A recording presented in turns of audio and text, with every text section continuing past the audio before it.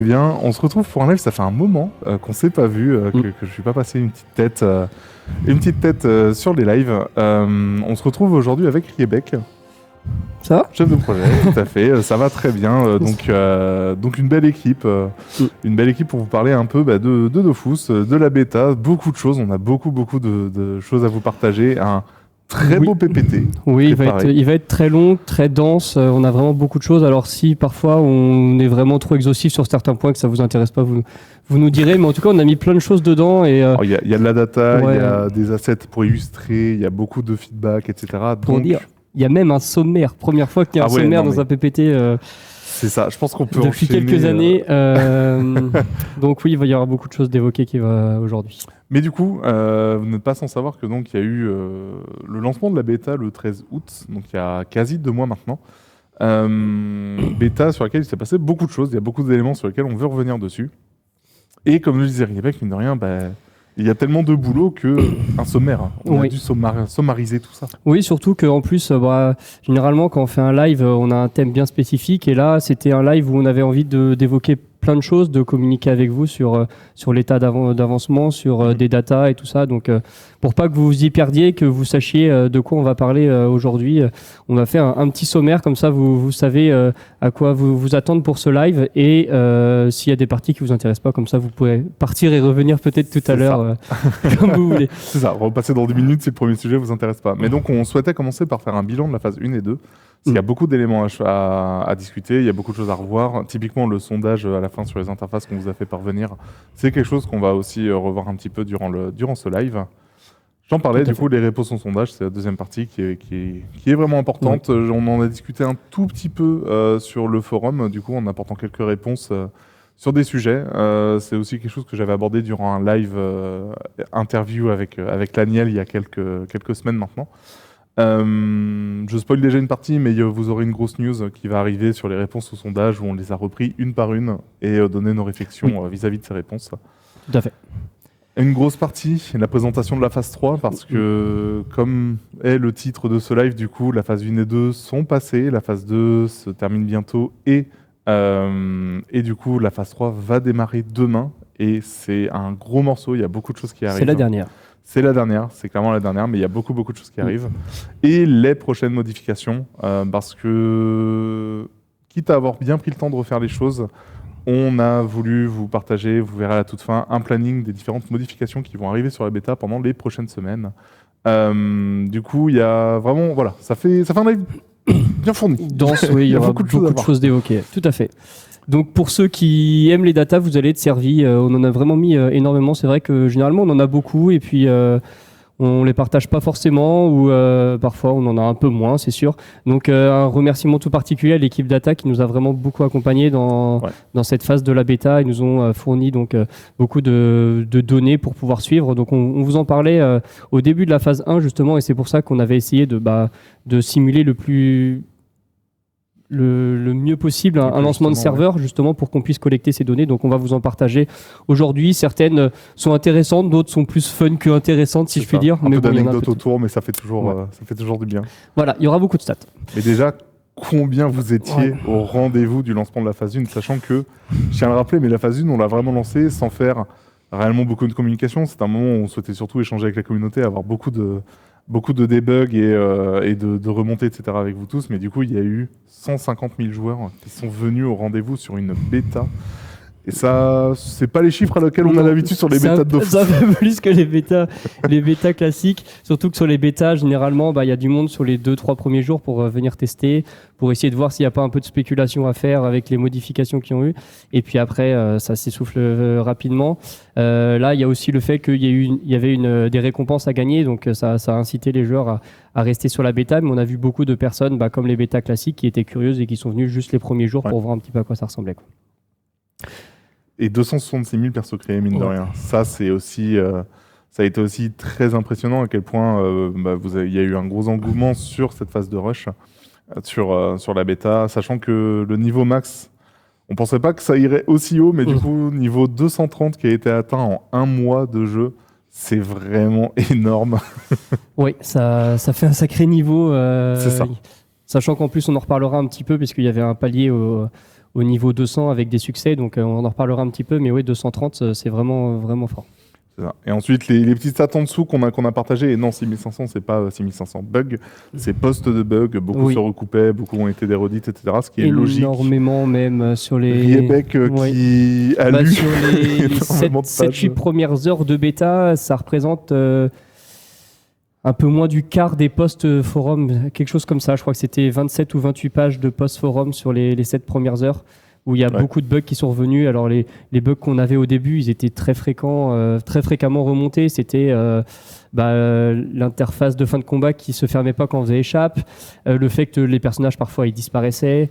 Qu'est-ce qu'il y avait d'autre qui était revenu souvent aussi ? Le fait que le monocompte soit inaccessible parce que certains n'étaient soit pas abonnés, soit il y avait un problème réel de connexion. Parfois des bugs, celui qui remontait souvent alors que c'était, je veux dire, un petit bug, mais sur la world map, quand on passait sur la map monde, quand on passait sur un zap et qu'on le découvrait, le picto restait encore un zap avec un point d'interrogation.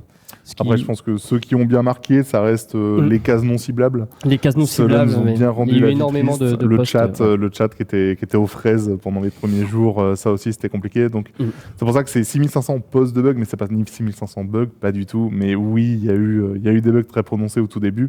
Et il faut savoir que les premiers jours, c'était compliqué parce que, typiquement, encore une fois, Riebeck qui était à la tâche de en lire le maximum et faire tous les tickets pour qu'on puisse débug en interne.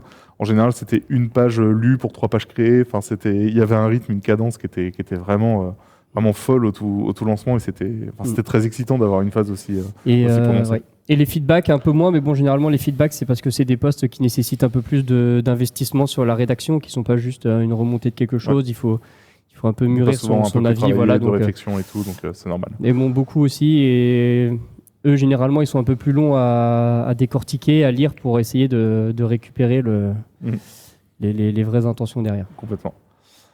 Au niveau des classes et de la répartition, c'est quelque chose qui était un peu étonnant. J'aurais parié sur des répartitions bien plus différentes entre monocompte et multicompte, mais bon, comme d'habitude, le CRA est omniprésent. Le CRA est vraiment présent partout et surreprésenté. Pour les classes les plus basses, par contre, c'est vrai que d'avoir le Luginac, le Zobal ou le Roublard tout en bas du classement, ça montre que, clairement, les équilibrages qu'on est en train de passer dernièrement sur la bêta, pour ceux qui ont pu les voir passer, typiquement Luginac, je sais que ça a été bien reçu, ça a fait du bien à la classe, ça l'a un peu dépoussiéré. Ça justifie d'autant plus les équilibrages qu'on est en train de faire durant cette bêta. Mais oui, le CRA toujours. Ouais. Et la différence la plus notable qu'on a entre le monocompte et le multicompte, c'est sur le Pandawa qui est peu représenté en multicompte. Présent dans toutes les teams. Mais qui est vraiment efficace. Et sinon, oui, sur les classes les moins sollicitées, on retrouve souvent les mêmes classes. Donc, en effet, comme tu disais, les modifications récentes, ça devrait aider aussi. Ça va faire du bien. Pour la fin d'année, ça va faire beaucoup de bien.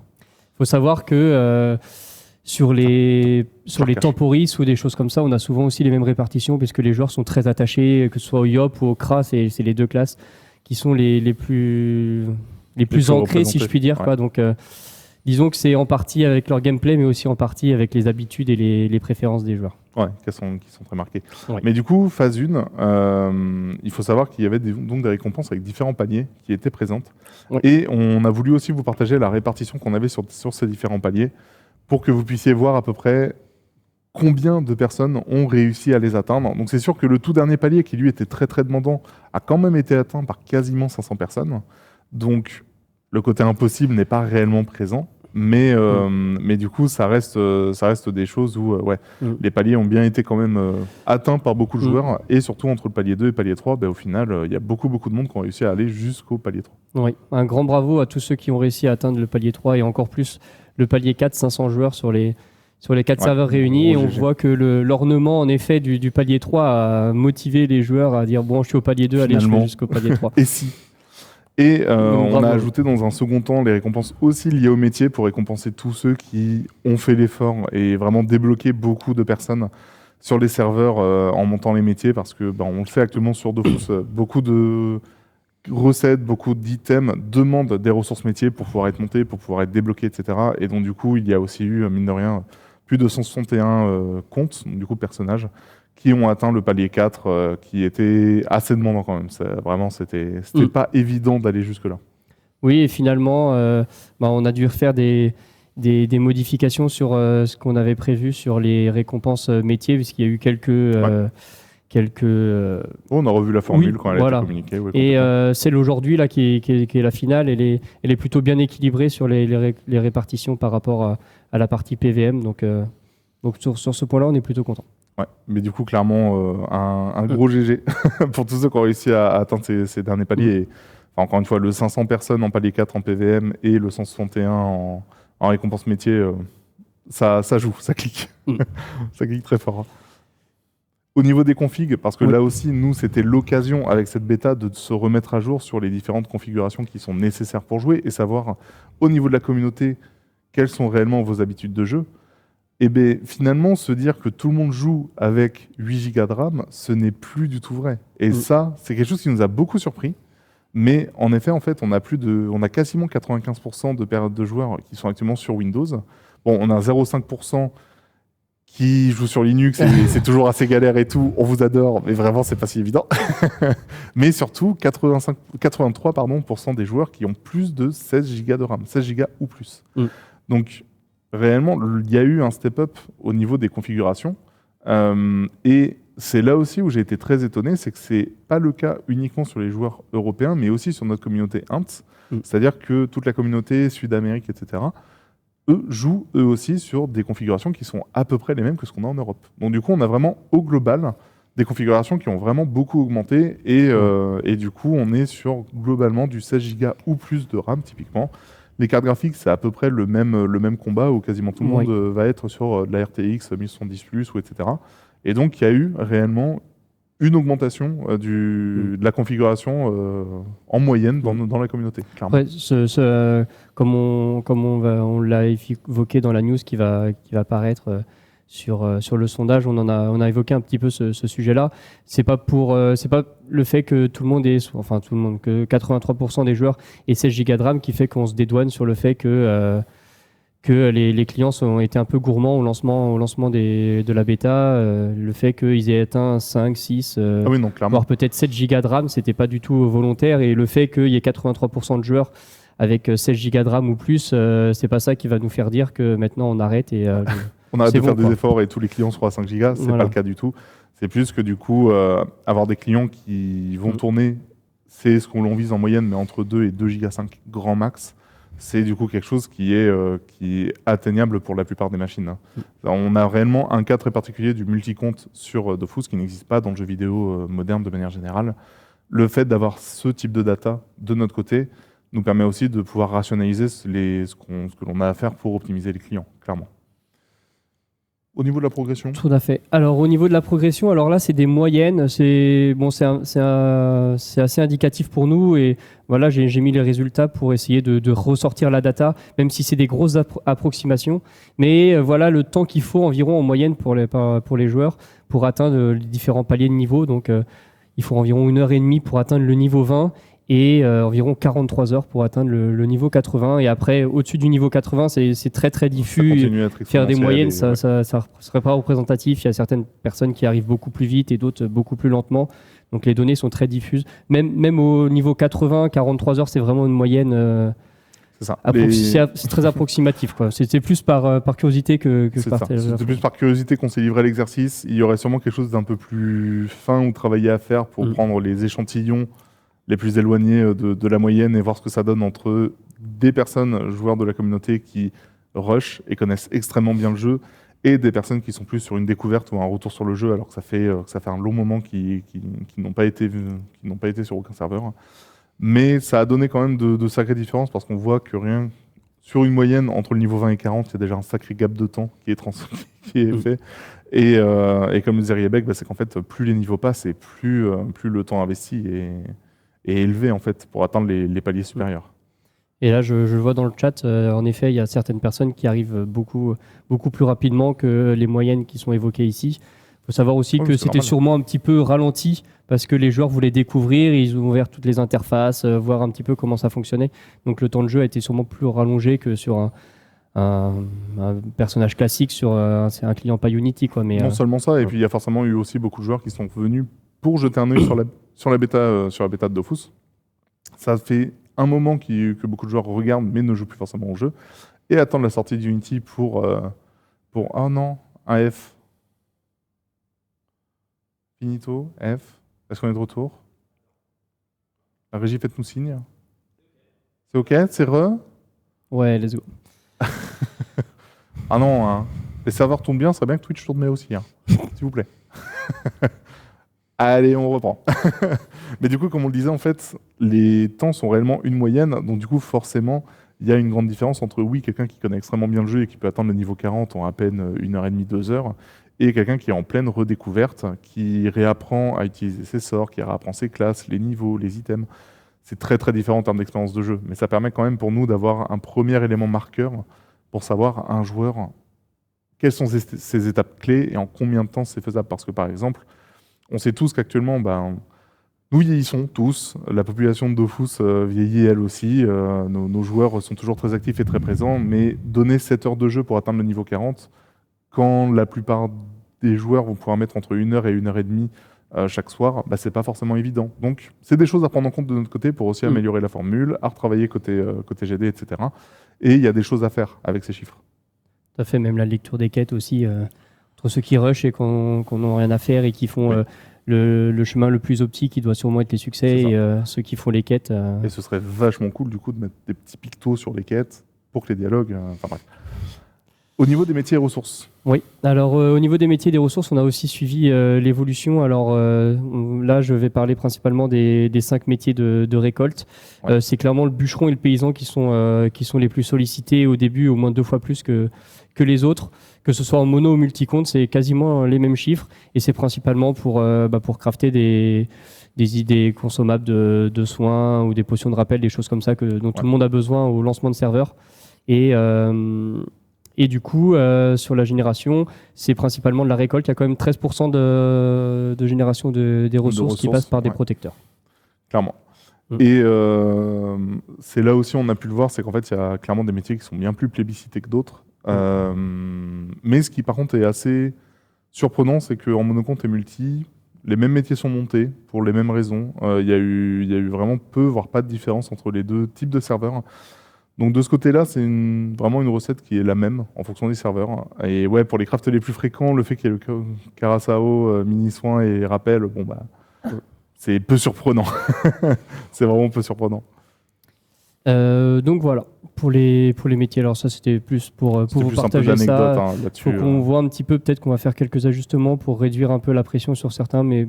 C'est pas sûr ça. En tout cas, on a regardé, là j'ai pas partagé les chiffres, mais on a regardé aussi tout ce qui était génération-destruction, donc l'équilibre, le Saint Graal qu'on essaie d'atteindre, donc qui est autant de génération que de destruction, voire on peut se permettre un petit décalage. Plus, et d'un point de vue équilibre, c'est quasiment parfait, en tout cas sur ces métiers de récolte, ça tourne bien, donc il y a une petite génération supplémentaire à chaque fois, mais rien de... Mais ce qui est normal, ce qui est plutôt attendu. Ensuite, au niveau des équipements, parce que là aussi, on a demandé de sacrés dashboards côté data pour qu'on puisse suivre la génération des équipements, leur utilisation au fil des niveaux. Et en fait, ce qu'on s'est rendu compte, mais honnêtement, on s'y attendait, hein, mais ça nous permet quand même de valider les théories qu'on avait, c'est qu'en fait... tu balances tout comme ça. Mais je balance tout, parce que vous êtes joueur, vous connaissez, vous allez peu avoir de surprise. Bah oui, Tofufu, quelle surprise. Ouais, il y a la vraiment des équipements la Bracapa, la Bracasca qui revient, le bouclier bûcheron, une fois qu'on a passé son PA, c'est super, on le quitte plus jamais, on le garde jusqu'au niveau 150. Le Gélano, Fulgurante, tout ça, c'est des choses on a atteint plus de 46% au niveau 150 sur le Gélano, on est à 38% quand les joueurs sont au niveau 100. C'est ça. Fulgurante, pareil, on est à 40% pour les personnages au niveau 100. Donc il y a vraiment des gros déséquilibres. Il y a un point particulier aussi sur les familiers. Le fait est qu'ils sont assez difficiles d'accès aussi au début. Donc il y a 72% des joueurs qui n'ont rien jusqu'au niveau 50. Et après, il y a un slot complet qui est juste inutilisé pendant des semaines parce que trouver un familier, c'est bien, mais ensuite le monter, ça coûte très cher. Donc c'est complexe pour le moment et je ne veux pas faire de promesses parce qu'on est encore en train d'y réfléchir côté GD, mais non, on ne part pas spécifiquement sur du nerf Tofufu et c'est bon, on est content. On est en train de réfléchir plus pour adapter la recette et faire en sorte que les potentiels gains, bonus de panoplie soient plus intéressants. Peut-être qu'il y aura un peu plus de répartition de bonus PAPM sur les panoplies bas level pour qu'elles soient plus intéressantes et qu'on ne soit pas que sur des items qui donnent du PA ou du PM. Il y a quelque chose à réfléchir aussi du côté du Gélano parce que c'est un item qui est juste présent constamment jusqu'à ce qu'on commence à aller sur des panneaux THL et tant qu'on n'a réellement pas mieux qu'un PAPM, on n'en changera jamais. Les familiers, il y a quelque chose à réfléchir aussi, parce que comme disait Riebeck, c'est qu'en fait, on a 80% quasi des joueurs qui jouent sans familier pendant des semaines, alors qu'en fait, c'est juste un slot qui est ultra important en termes de stats, mais monter un familier, c'est vraiment pas évident. Donc il y a une formule à vraiment bien réfléchir là-dessus, parce que ce qu'on se rend compte, en fait, très basiquement, quand on regarde les équipements qui sont utilisés, c'est qu'en fait, on recherche bien plus juste un PA ou un PM, quitte à passer un peu d'FM de vie dessus, mais au final, après les stats, on s'en contrefiche un peu. Oui, sur les premiers niveaux, c'est comme ça. Et du coup, ça crée aussi beaucoup de goulots d'étranglement pour obtenir les ressources. C'est des zones qui vont être beaucoup plus farmées parce que tout le monde veut avoir ces ressources-là pour se craft les équipements. Ça fait que ça devient très cher ou tout simplement, on n'arrive pas à trouver des monstres dans ces zones-là. Donc, c'est pour ça que, bien sûr, l'idée, c'est pas non plus de tout modifier, mais d'essayer d'avoir une répartition un peu plus homogène sur les équipements. Ça permet aussi un peu de réduire la pression sur chaque zone et que ce soit plus facile après de farmer et d'obtenir les ressources qu'on veut pour ces crafts. Ouais.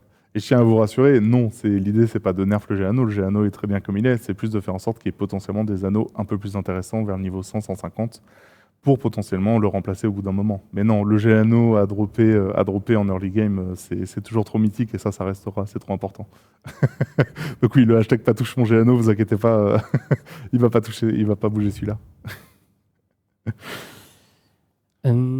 Et enfin, ensuite, sur la dernière partie, sur donc le bilan de la phase 1 et 2, donc là j'ai mis quelques mots-clés pour essayer de faire partager un peu un mood, que ce soit du côté joueur ou du côté Ankama, donc de ce début de bêta de la phase 1 et 2. Côté joueur, j'ai mis excitation, parce qu'il y avait, comme on l'a dit, beaucoup de joueurs sur beaucoup d'attentes à un rendez-vous début de bêta. Mythique, ouais. Force est de constater qu'on doit aussi mettre le mot déception, parce que pour beaucoup, lorsqu'ils sont arrivés sur Unity, ils avaient certaines attentes qui n'ont pas été atteintes, on peut dire ça. Maintenant, il y a de l'attente aussi, bien sûr, pour la sortie des nouveaux serveurs. Remerciements, on en a vu quelques-uns et on remercie aussi les personnes qui prennent le temps, notamment dans le sondage, de nous mettre des mots d'encouragement. Merci à vous. Et évolution, bien sûr, parce que ça a beaucoup évolué. Et côté Ankama, donc, alors résilience, c'était un peu pour la blague, parce que c'est vraiment le mot passe-partout. Quand on a demandé à l'équipe, on a dit on va mettre résilience, ça fait bien maintenant. On n'est pas loin de donnez-moi vos adjectifs positifs et négatifs d'entretien d'embauche, mais on y est. C'est l'exercice. Voilà. Et juste pour finir sur la partie priorisation, tu en as un petit peu parlé lors de ton interview il y a quelques semaines, mais on a beaucoup de choses qui ont été remontées. On va vous les présenter dans la suite de ce live, mais malheureusement, on ne peut pas tout faire, malheureusement. Et du coup, il y a eu et il y a encore un gros travail de priorisation pour savoir qu'est-ce qu'on va devoir faire. Vous l'avez peut-être vu aussi sur le sondage sur les idols qu'il y a eu récemment, où certaines personnes disent pourquoi vous nous faites choisir, on ne pourrait pas juste avoir les trois. Bien, c'est aussi ça, un travail de priorisation, de savoir en fait on n'aura pas le temps de faire les trois, donc en même temps. on en fera une dans un premier temps. Ouais. Voilà, très bien. Il n'y a rien à rajouter. Non, je trouve clair, concis, efficace. On aurait peut-être dû ajouter efficace. Mais bref, ça c'était pour le bilan de la phase 1 et 2. Je ne sais pas si on prend directement des questions ou on passe directement à la suite. Après, il y avait beaucoup de data, je pense pas que... Attendons un petit 10 secondes, voir s'il y a quelques questions intéressantes. Mais si je ne vois pas une seule question intéressante, je vous préviens, je passe à la suite. Attention. Voilà. Sur ce qu'on vient de dire, sur la phase 1 et 2. Direct la suite. Go la suite, on go la suite. Fromage préféré, allez, je pense qu'on peut partir sur la suite. Fromage préféré, non, du coup, sur la suite, c'était la partie réponse au sondage. Alors, le sondage, qu'est-ce que c'est ? C'est quelque chose qu'on a partagé il y a quelques semaines. Un mois peut-être, sur un peu partout. On a essayé de le partager au maximum. Vous avez été ultra nombreux à répondre. Donc, c'est vraiment top. Ça nous a permis 48 000 ? Ouais, quasiment 50 000, je crois, de réponses sur le sondage. Ça nous a donné de bonnes confirmations parfois, d'apprentissage ou du moins de priorisation. Ça nous a aidé, notamment sur les interfaces, on va en parler. Mais en tout cas, merci à vous d'avoir pris le temps de répondre à ce sondage. Alors, quelques chiffres. Alors, ça a duré 4 semaines, 48 000. 48 000. Je vous ai dit, il y a des datas dans toutes les slides. 17 questions, on a parlé interface, on a parlé animation, on a parlé carte de combat et d'autres questions un petit peu... d'autres questions, c'était pas en lien avec ces 3 sujets. J'arrive pas à finir ma phrase. Du coup, le truc qui était intéressant, c'était sur la partie la minorité, la majorité silencieuse. Sur les 48 000 réponses, il y en a quand même 85% qui disent qu'ils n'ont jamais posté sur le forum ou sur les réseaux sociaux ou autre part. Du coup, c'est leur avis, l'avis qu'on a de ces joueurs-là. C'est la première fois qu'on lisait cet avis-là. Donc c'est vrai qu'on parle souvent de je certifie que toutes les données sont exactes et on n'a triché aucunement. J'ai même les screens dans la news qui va apparaître en parallèle ou à la fin de ce live. On vous présente tous les détails de cette news. Et donc oui, il y a bien 85% des personnes qui n'ont jamais posté sur les réseaux sociaux ou sur le forum. Et du coup, je rebondis là-dessus parce que je vois les théories du complot sur le forum avec le super sujet 85% des répondantes, etc. Non, ça ne veut pas dire que de notre côté, on considère que les 85% des personnes qui n'ont jamais mis sur un forum ou sur un réseau social leur avis apprécient ce qu'ils voient. Pas du tout. C'est plus que la virulence des avis qu'on voit de tout le monde déteste n'est pas aussi vraie non plus. Par contre, clairement, oui, l'exercice du sondage montre que on en a une énorme majorité qui ne donnent jamais leur avis, positif ou négatif. Par contre, extrapoler ce qu'on a comme chiffre du sondage pour dire que 85% des répondants pensent à peu près de la même manière que ceux qui ont répondu, oui, ça risque d'être grandement le cas. Si on a 90% des répondants là qui disent détester quelque chose, c'est pas parce qu'ils ne l'ont pas dit sur le forum ou sur les réseaux sociaux que leur avis n'est pas valide. Pas du tout. Mais je tiens quand même à rappeler ça, c'est pas parce que 85% des personnes n'ont jamais posté sur le forum ou réseaux sociaux qu'on considère que leur avis est positif. C'est aussi pour ça qu'on a fait le sondage. Parce qu'on sait très bien que ces personnes, ces joueurs, consommateurs, etc., ne parlent jamais sur ces réseaux-là. Donc en fait, on a aussi besoin de leurs avis pour avoir quelque chose d'un peu plus clean de notre côté. Et du coup, ça ne veut pas dire non plus qu'on n'en a rien à faire de ce que disent les gens sur le forum, parce qu'ils représentent que 15% des joueurs. Non, ce n'est pas non plus le but. Et l'autre stat intéressante, c'était sur les personnes qui ont répondu en donnant leur avis sur comment s'est passée leur expérience sur la bêta, sans avoir joué à la bêta. Il y a quand même un quart des personnes qui ont donné leur avis alors qu'ils n'ont jamais joué. Donc on a gardé ces chiffres-là. Les personnes qui ont répondu, on les a quand même gardés dans les chiffres de manière générale. Mais du coup, on part quand même du principe que une expérience de jeu, un feeling, que ce soit sur des animations, sur les interfaces ou tout ça, ça se vit, si je puis dire, et que les personnes qui ont joué à la bêta auront un avis qui sera sûrement plus complet ou plus représentatif vraiment de l'expérience qu'ils ont en jeu, dans le sens où ceux qui n'ont pas répondu, ils ont sûrement vu des choses à droite à gauche sur Internet, sur un live, stream, voilà, live, etc., et souvent avec des opinions, des avis qui sont déjà non objectifs, avec des zooms spécifiques sur certains points particuliers. Je pense par exemple, qu'il y a certaines personnes qui ont répondu au sondage en ayant juste vu le screen du podium au Coliseum, par exemple, ou des choses comme ça. La fameuse panneau champion a fait couler de l'encre. Oui. Donc on a gardé ces chiffres-là, mais en effet, ils ont pour nous un peu moins représentatifs de leur expérience de jeu.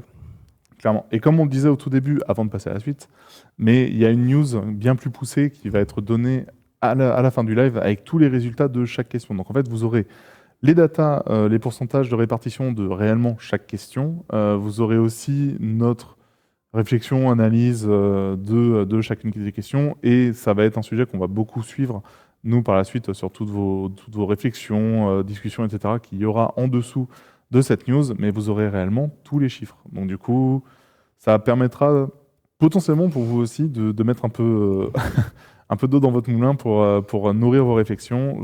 Ça ne veut pas dire qu'on souhaite absolument que tout le monde adore tout ce qu'on fasse directement et en fait on balaye tout ce qui s'est mal passé, potentiellement côté DA, personnages et tout. Mais c'est quand même important qu'on puisse avoir de beaux échanges autour de tout ça parce que le sondage était vraiment très marquant là-dessus. Alors on va revenir sur les 3 points évoqués du sondage, donc les interfaces, les animations et les cartes de combat. Ouais. On va commencer par les interfaces. Alors, pour essayer d'être plus parlant et de ne pas avoir fait des screens qui ne sont pas forcément lisibles, j'ai mis une note sur 20 avec les notes qui ont été remontées sur la question, à savoir qu'est-ce que vous avez pensé des interfaces, très satisfait, un peu satisfait, pas d'avis, pas satisfait, pas du tout satisfait.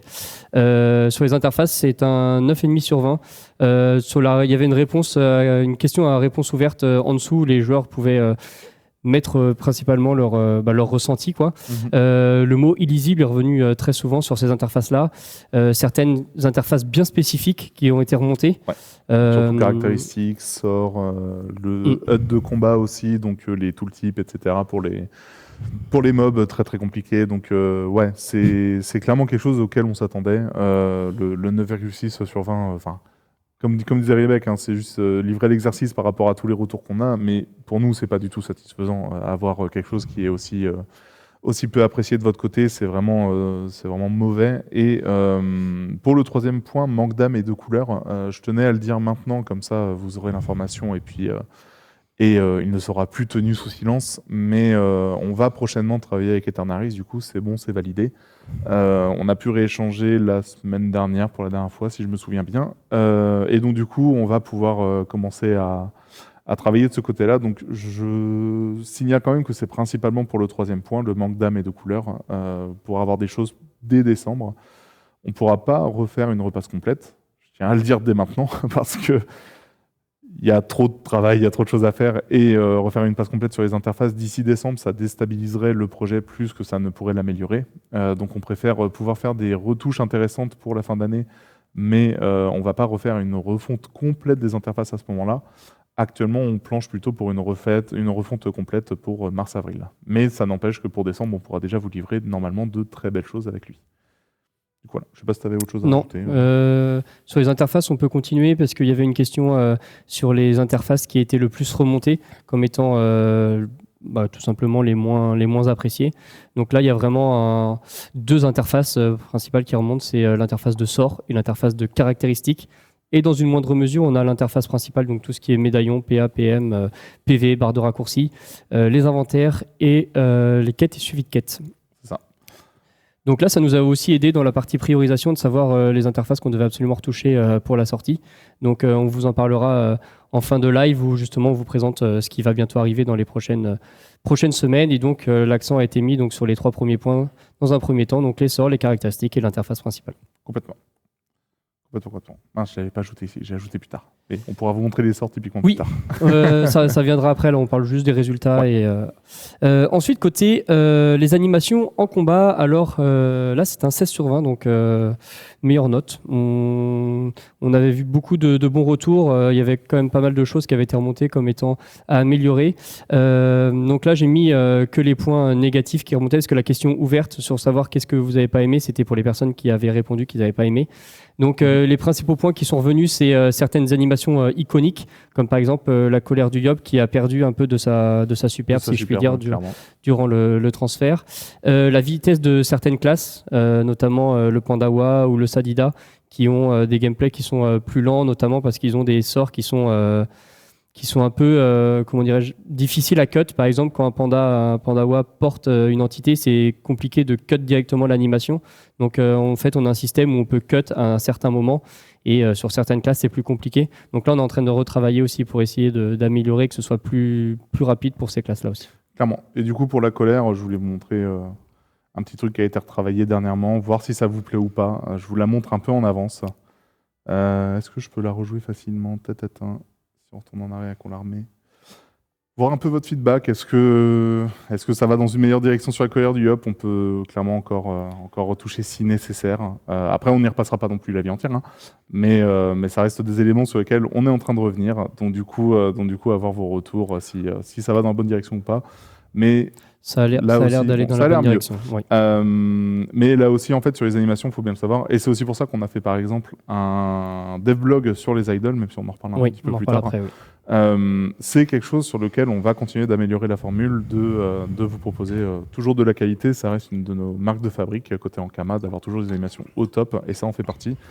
Donc 16 sur 20, c'est bien, mais il y a vraiment mieux à faire sur beaucoup de parties. Donc voilà. Donc oui, je sais qu'il y a beaucoup d'autres classes. Pour nous citer, par exemple, la Steamer, il y a pas mal de sorts qui sont en train d'être vus, qui vont changer. Il y a des fantaisies qui sont à mieux transcrire dans le jeu, donc il y a quand même pas mal d'animations qui vont être modifiées par la suite.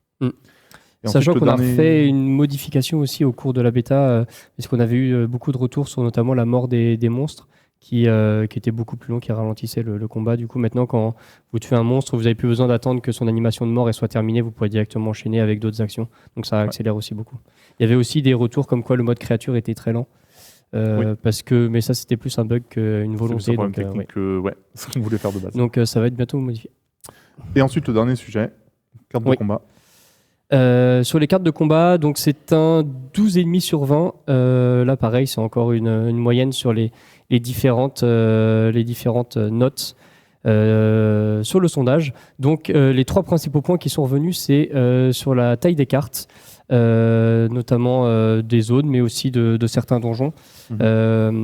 Parce que sur certains donjons bas niveau, notamment, les maps ont été retravaillées pour être plus petites, pour pouvoir correspondre plus à un gameplay de début de jeu.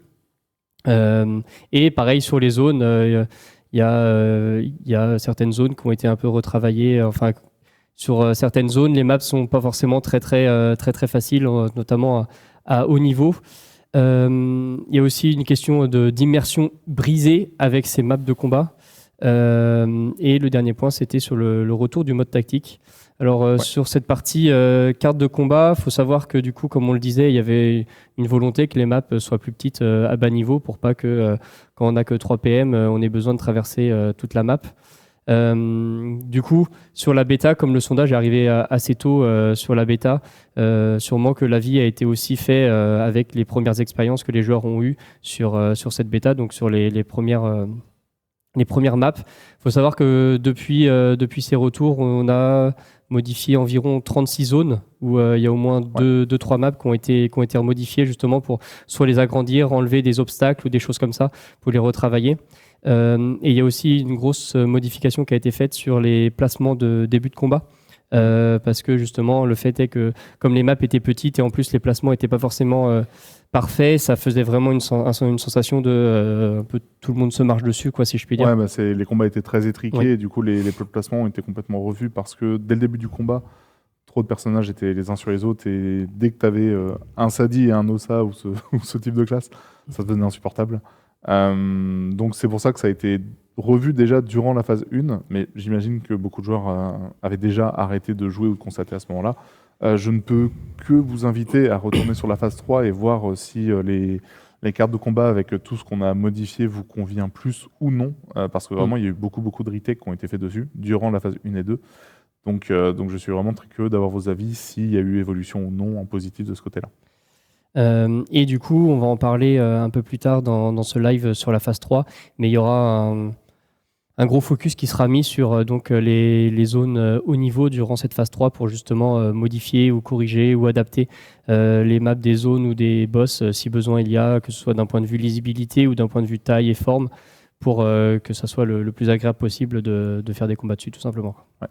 Pour les quelques maps de boss potentiellement qui sont plus petites, non, ce n'est pas normal, c'est des choses sur lesquelles on est déjà revenu pour tous ceux qui nous ont été remontés et on continue en interne de faire nos tests et de vérifier qu'on ait la qualité, mais non, les maps de boss sont censés être de la même taille entre Flash et du coup le portage Unity. Si on doit revenir dessus, et du coup, malheureusement, tricher pour quelques-unes. Il y en a quelques-unes qui ont été modifiées sur les très bas niveaux, par exemple Mob l'éponge, mais du coup, ça posait problème en Songe Infini, donc il y a des variantes Songe Infini qui ont été faites pour que en Songe, on ne se retrouve pas sur une map beaucoup trop petite, quoi. Ouais. Du coup, on va revenir sur le mode no anime parce que je vois que du coup, c'est la principale préoccupation. Non, le mode no anime est toujours pas prévu. Par contre, on a un test qui a été fait en interne et que j'aimerais bien pousser, voir si d'ici décembre ça peut venir. C'est le fait de pouvoir cancel les animations, peu importe la frame à laquelle elle est jouée. C'est-à-dire que si on joue extrêmement rapidement, on pourrait enchaîner 3 ou 4 sorts en moins d'une seconde, ce qui fait que vous n'auriez pas un mode no-anime activé, juste les compétences et les APM, on va dire, seraient récompensées en jeu. C'est quelque chose qui a été... Et c'est un tout début de test qu'on a en interne. Je ne peux pas vous garantir que ça arrivera dans 1, 2, 3 semaines ou directement pour la fin d'année comme ça.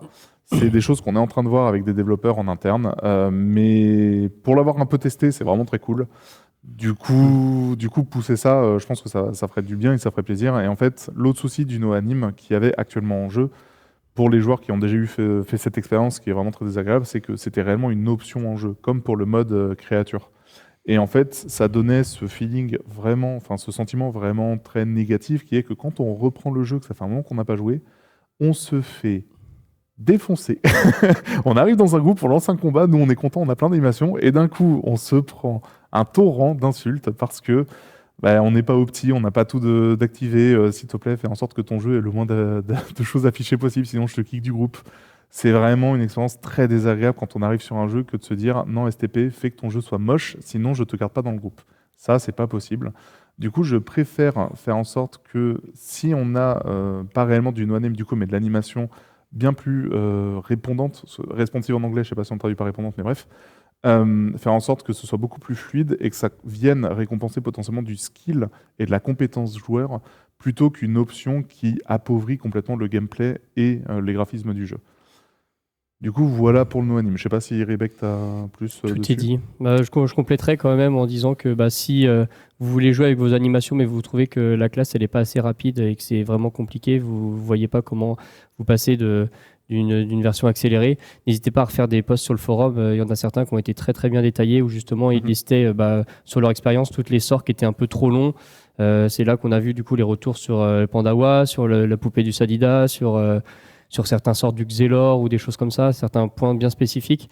Donc si vous voulez qu'on les modifie, n'hésitez pas à nous faire des retours sur ça. Complètement. Et du coup, pour le deuxième point qui était le retour du mode tactique, c'est réellement pas du tout quelque chose qui est prévu actuellement. C'est pas infaisable. Clairement, c'est de l'affichage client pur et dur. C'est juste que c'est pas du tout dans nos priorités, dans ce qu'on est en train de produire actuellement, de debug, etc., etc. Donc non, le retour du mode tactique, c'est pas prévu. Ne jamais dire jamais, ne jamais s'engager à ne pas le faire parce que moi-même, en ayant beaucoup joué, j'ai beaucoup utilisé le mode tactique, surtout pour des combats complexes.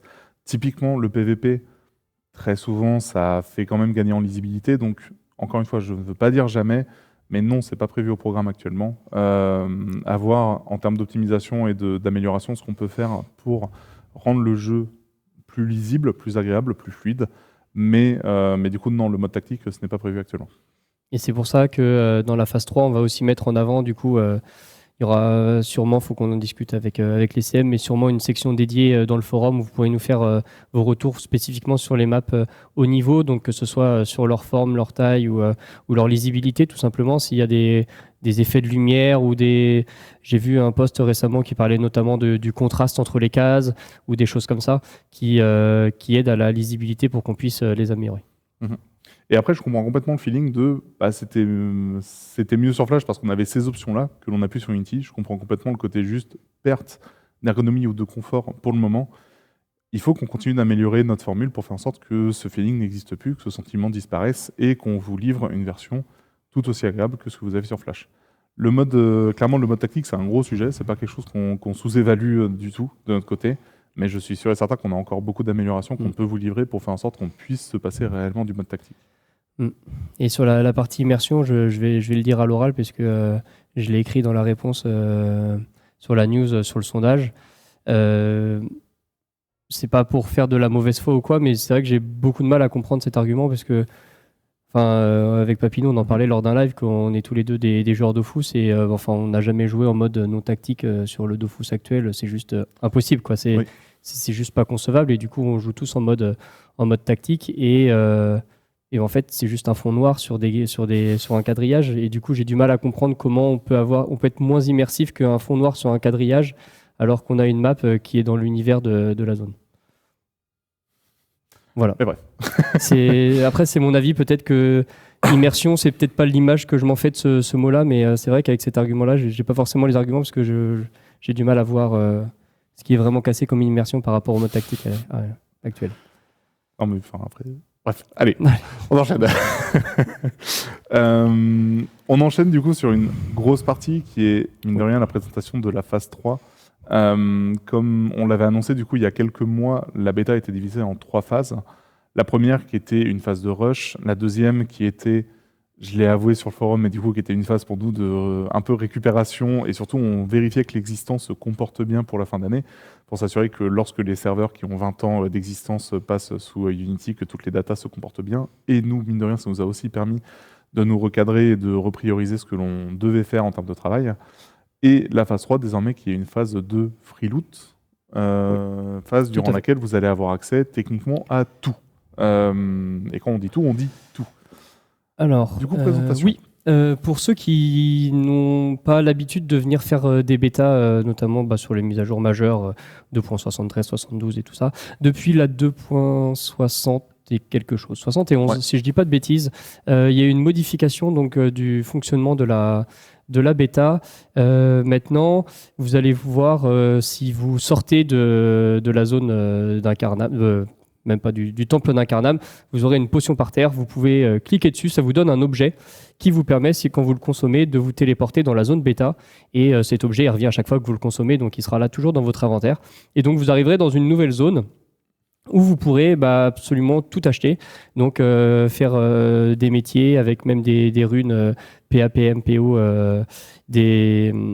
des runes de téléportation vers tous les boss du jeu, acheter tous les équipements en version parfaite, et du coup il y a eu quelques modifications aussi sur cette zone pour la bêta qui arrive demain. C'est qu'il y a aussi une zone où vous aurez accès à tous les cosmétiques du jeu, donc elle n'y était pas dans les anciennes bêtas, donc là vous pourrez acheter absolument tous les cosmétiques. Il y avait une version un peu...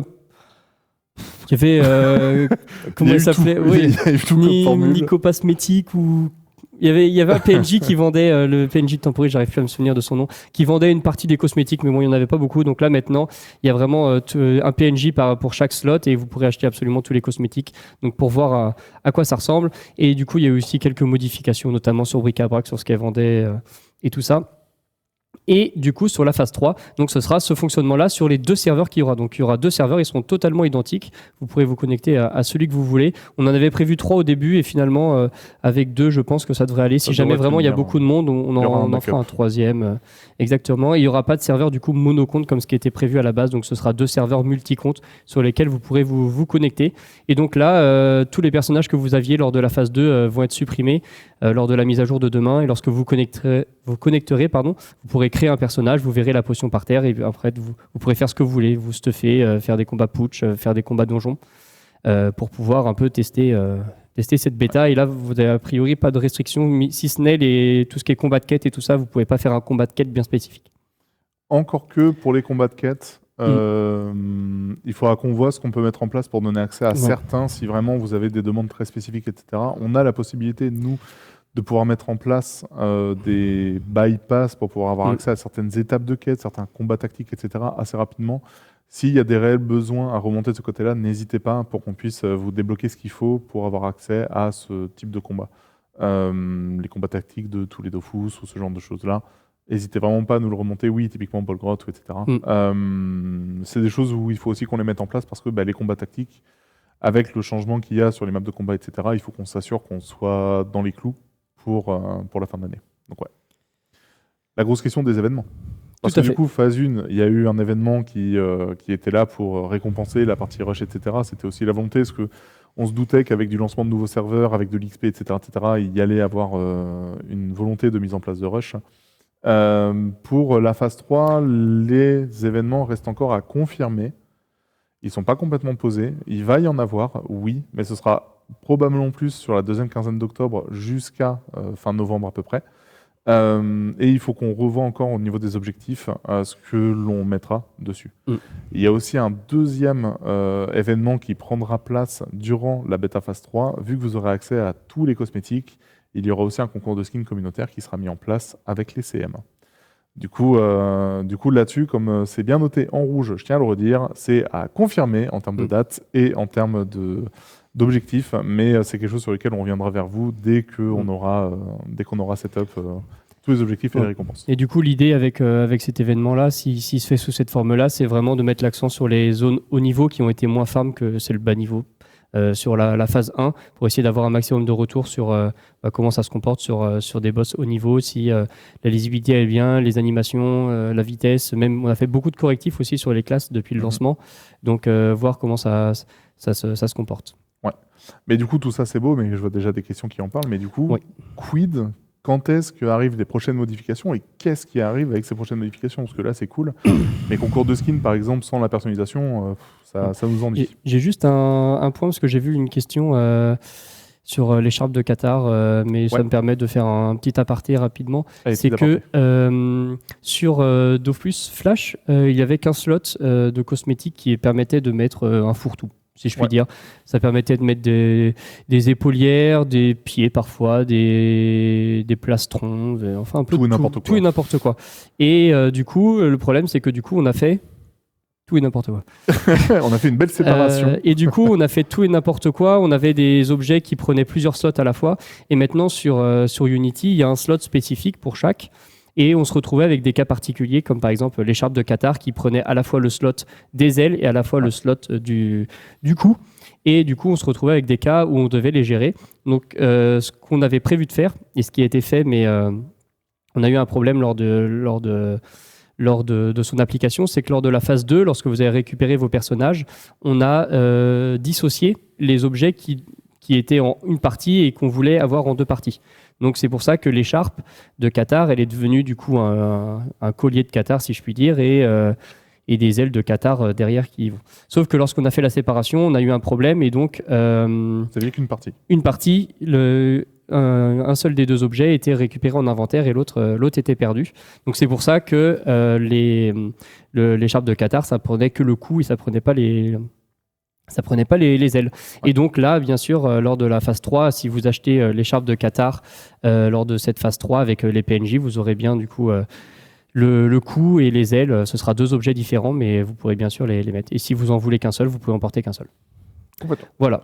Donc pour enchaîner là-dessus, à partir de demain, ce que vous allez pouvoir retrouver sur la bêta phase 3, c'est le snapping des interfaces qui a été complètement revu et retravaillé. Donc le snapping, c'est la magnétisation des interfaces les unes avec les autres. Il y a vraiment beaucoup de choses qui ont été revues. C'est beaucoup plus agréable, c'est bien plus flexible. Vous avez beaucoup d'options d'ergo qui sont dessus. Donc au niveau des interfaces, vous allez pouvoir vous faire bien plus facilement plaisir que ce que vous aviez au tout début, qui était vraiment très, très compliqué. Les tooltips, ce qu'on vous avait livré via le devblog, sera dans la bêta.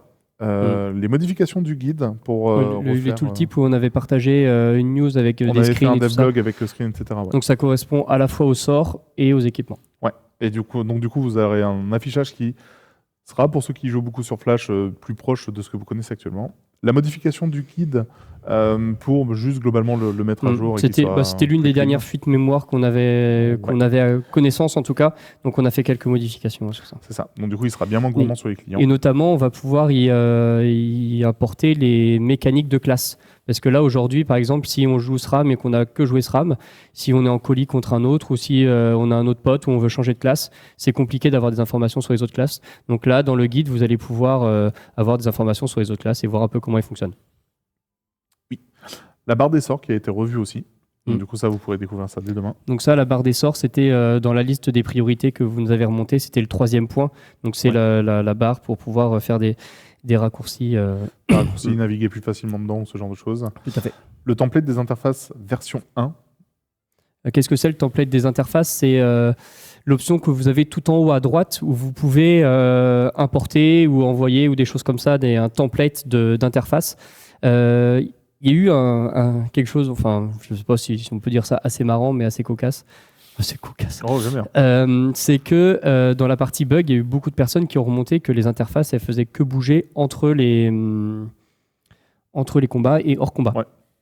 Ce qui était quelque chose en fait de voulu, c'est d'avoir une disposition différente en combat ou hors combat. Et du coup, ça a été beaucoup remonté comme étant un bug, alors que c'était voulu. Donc, on avait vraiment un gros travail à refaire sur cette partie template. Donc là, il va y avoir une première modification, notamment pour mieux comprendre cette partie en combat, hors combat. Et ensuite, plus tard, on en parlera juste après, dans 5 minutes.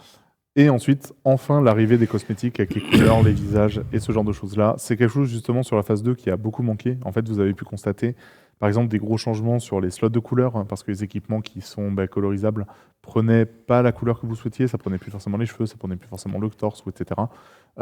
Vous pourrez enfin vous amuser avec durant la phase 3 pour faire vos skins réellement tels que vous les voyez sur Flash, tels que vous les souhaitez. Donc ça arrive enfin. Les visages, on a beaucoup de choses qu'on a revues. Qui arrive, par exemple, j'en spoil une, mais le fait de pouvoir mettre ou non, ce ne sera pas forcément dès demain, mais c'est quelque chose qui va arriver, mais de pouvoir mettre ou non une pupille sur les yops, sur les sacrieurs. Vous pourrez retrouver les yops sacrieurs sans pupille, par exemple. Donc il y a beaucoup de choses qui arrivent. Ah, la pupille du Yob direct. Je vois que c'est le premier truc qui a été donné. Mais oui, c'est des choses qui sont en train d'arriver. Donc vraiment, la première livraison qui arrive demain, il y a beaucoup de choses que vous pourrez aller voir, beaucoup de choses que vous pourrez aller tester. Ça va vous donner un feeling, je pense, assez différent de ce que vous avez pu constater avec la phase 2. Les pieds, il y a des pieds qui sont en train d'être grossis. On ne sera pas sur les mêmes standards que ce que vous avez connu sur Flash, mais c'est des choses sur lesquelles les Cara Design sont en train de repasser, oui. Donc ça, c'était pour demain. Alors là, on a pas mal de modifications qui arrivent. Là, on s'est concentré sur les modifications de la partie client. Oui, il y a beaucoup d'autres choses. Oui. Mais là, c'est uniquement la partie client. Et pareil, on n'a pas mis tous les cinquantaines de bugs, centaines de bugs qui passent dedans. Mais il y a plus de 150 patchs de correctifs qui arrivent dedans. C'est ça. Aussi, donc il y a vraiment énormément de choses. Là, on vous a donné vraiment les gros piliers, on va dire, de cette première mise à jour de la bêta avec le début de la phase 3. Sachant que, vous constatez, il y a quand même beaucoup de vide jusqu'à décembre, jusqu'au lancement. C'est-à-dire qu'en fait, le 24, on prévoit un deuxième énorme, on va dire, patch, presque mise à jour de bêta, le 24 octobre, avec ce coup-ci les options d'ergonomie multicompte. Donc avec ce dont on a discuté déjà pas mal de fois, l'auto-join, l'autofocus, l'autofollow, le fait de mettre prêt automatiquement.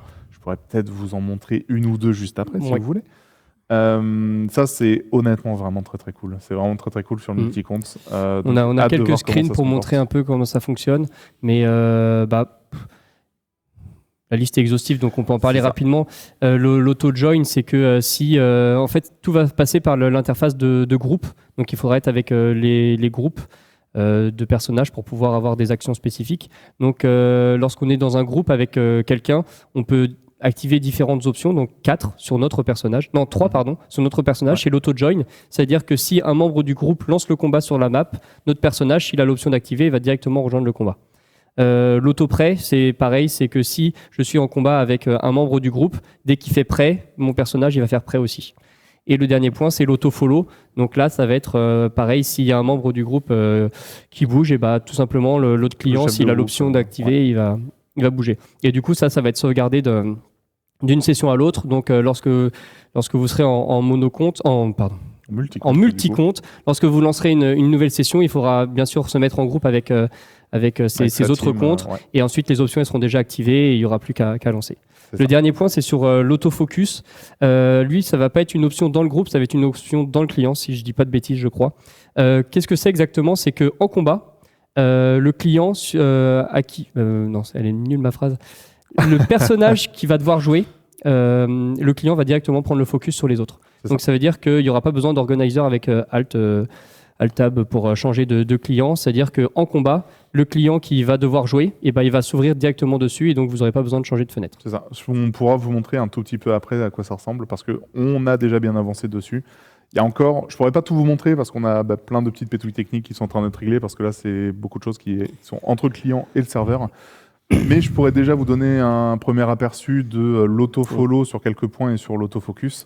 Il y a des choses vraiment sympas déjà à vous montrer. Allez, vas-y, je redonne encore quelques détails.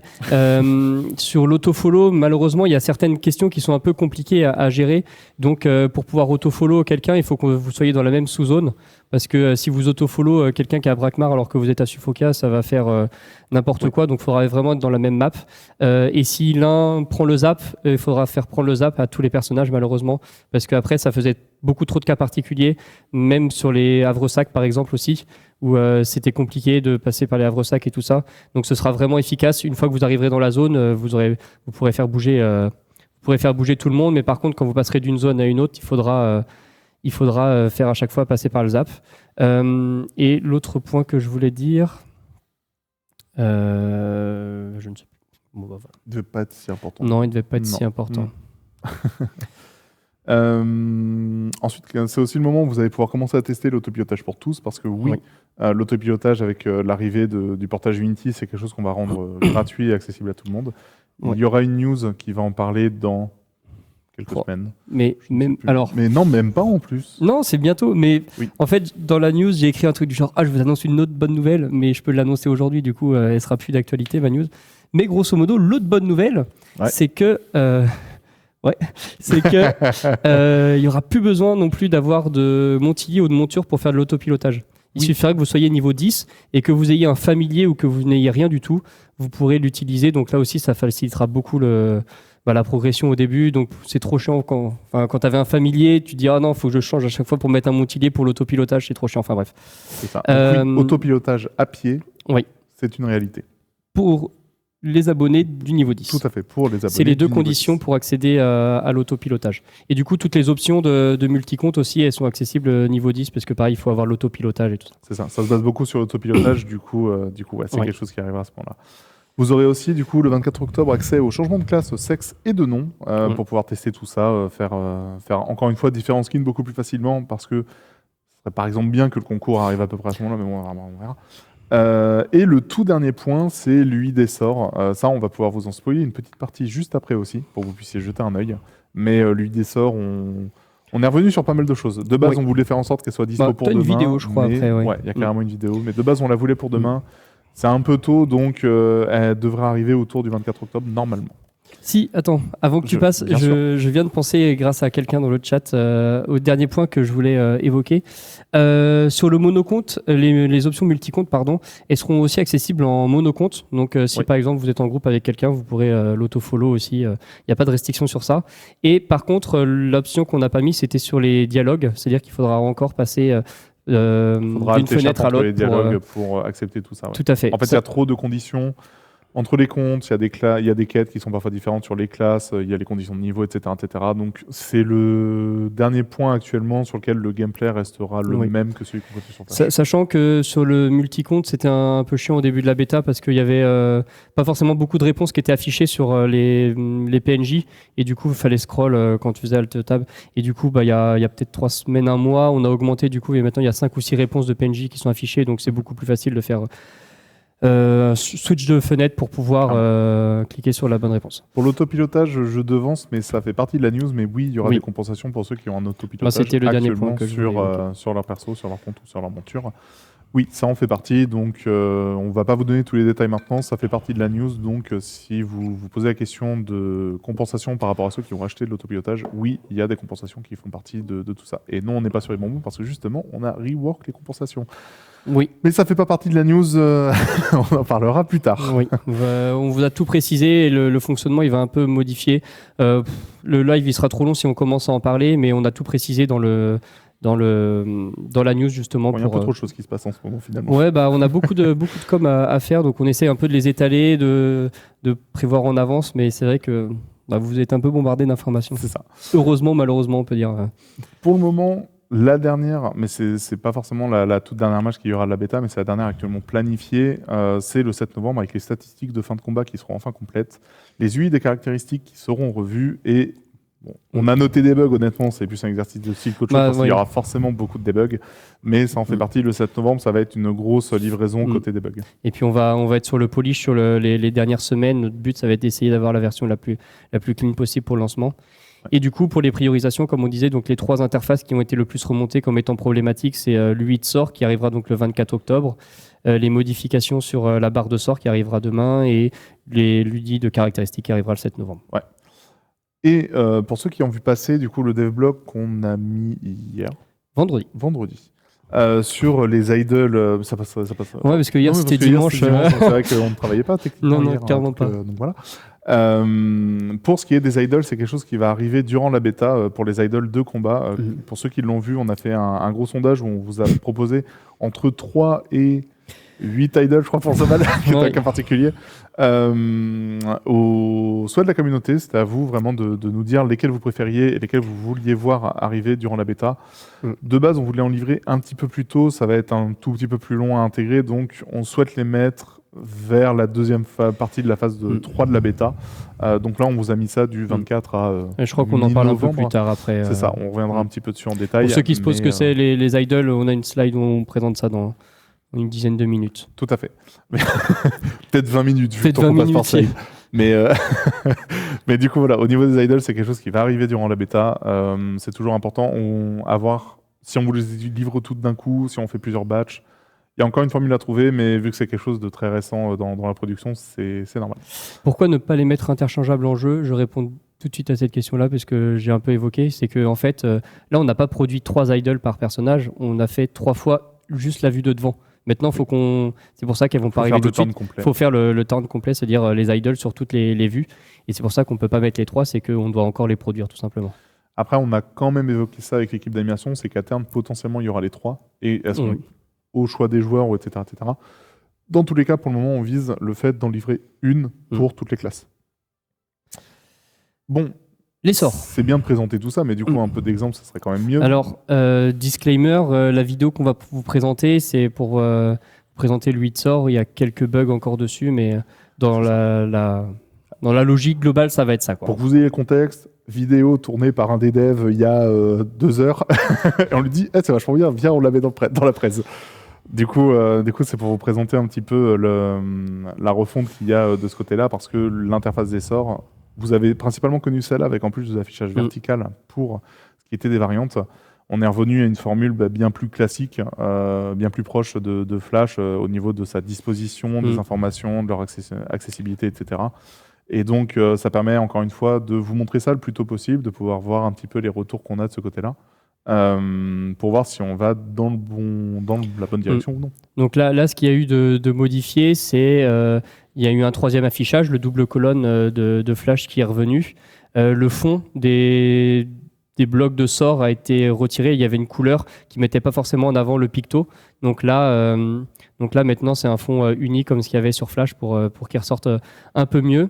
Les filtres qui ont été ajoutés aussi pour pouvoir retrouver des sorts spécifiques. Et sur les dispositions 2 et 3, donc, qui étaient les nouveautés sur Unity, on a repris aussi cette séparation gauche-droite et non pas haut-bas pour pouvoir être en cohérence avec donc, le double colonne.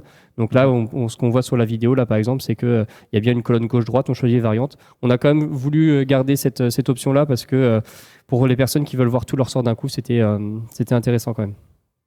Ouais, et je vois que globalement, niveau UX, ça plaît. Niveau graphique, on le sait, c'est aussi pour ça qu'on va travailler avec Eternaris durant les prochaines semaines pour améliorer tout ça. Mais je vois que niveau usabilité, qu'à l'utilisation en tout cas, ça va être bien mieux. Mais ça, typiquement, c'est des choses dont vous aurez accès durant la bêta.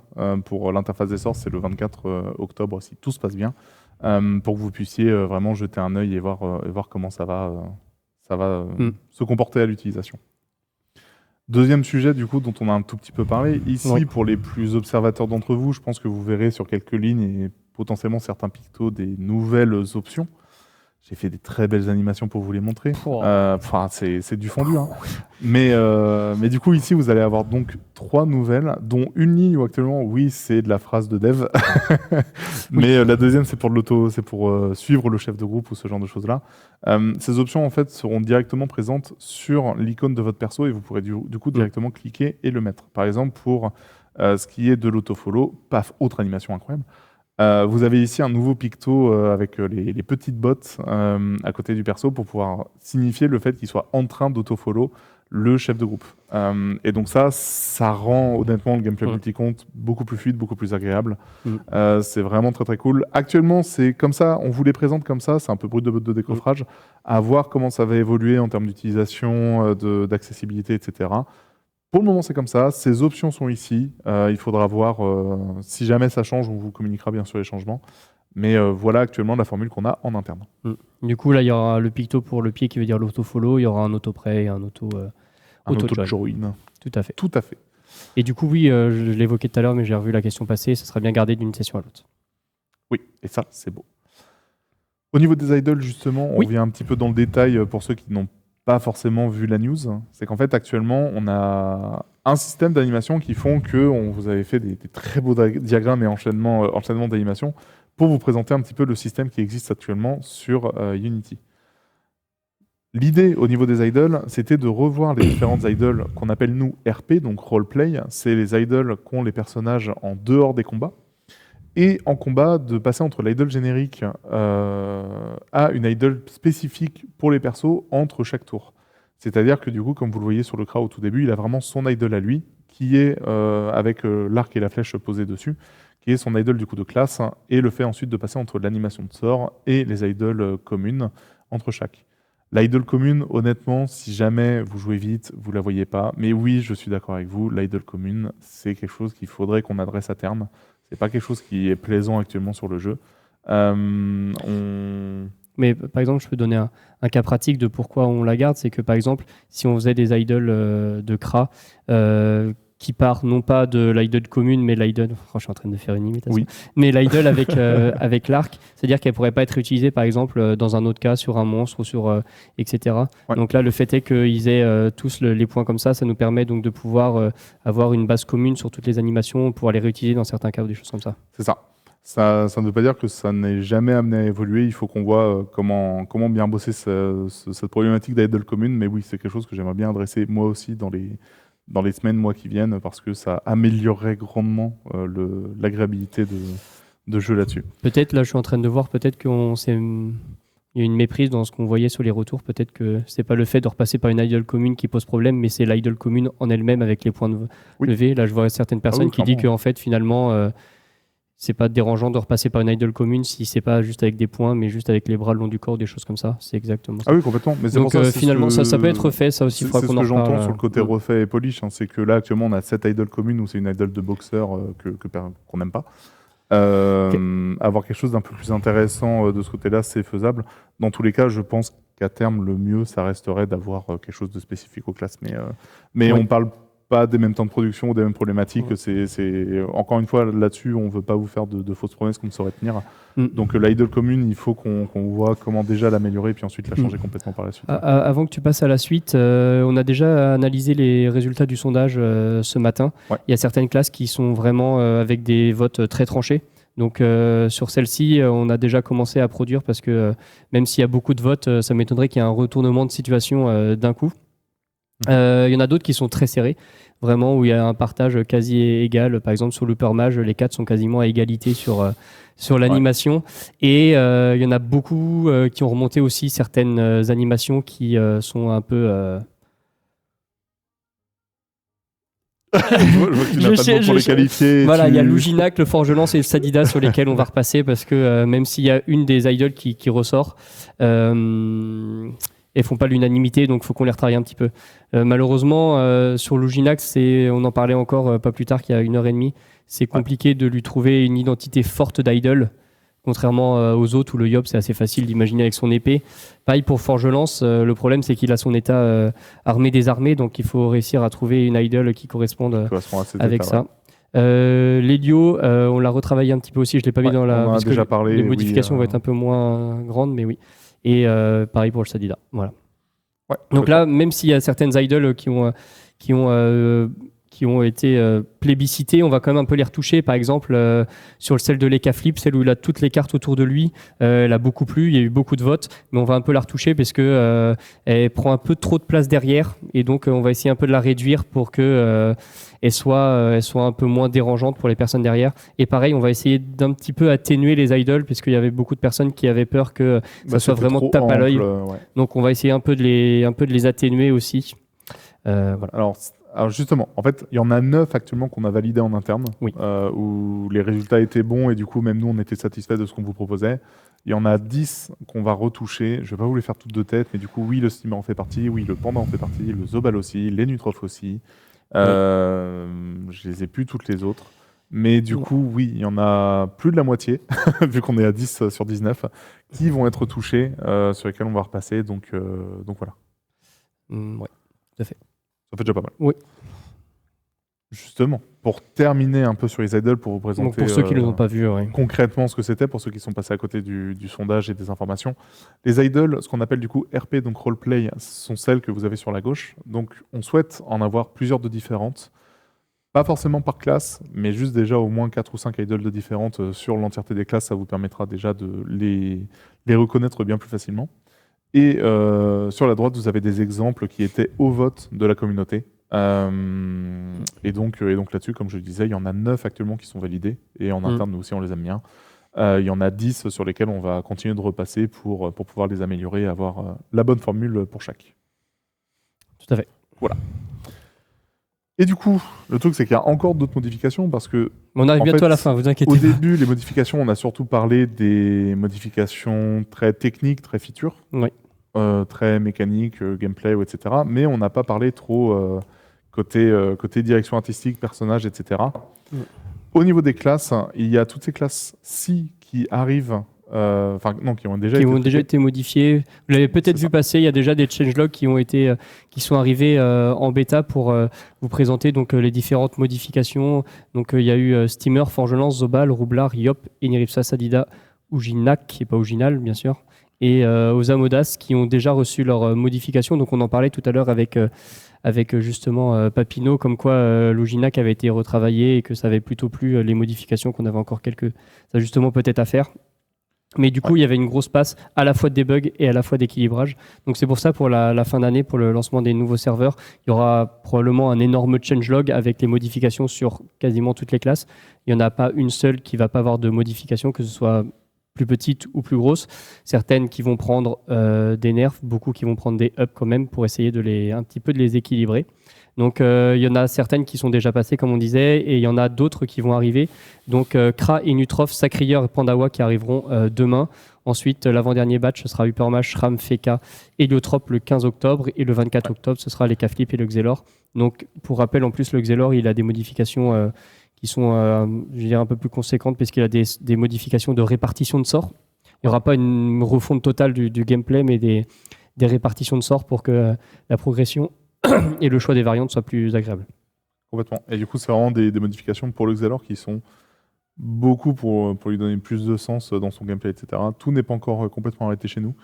Il faut encore qu'on travaille sur la formule, mais ouais, la repasse sur l'entièreté des classes va faire du bien. Et je sais que la plupart des modifs qu'on a fait sur les classes déjà présentées actuellement sur la bêta, pour ceux qui ont été les voir, sont vraiment appréciés. C'est bien reçu.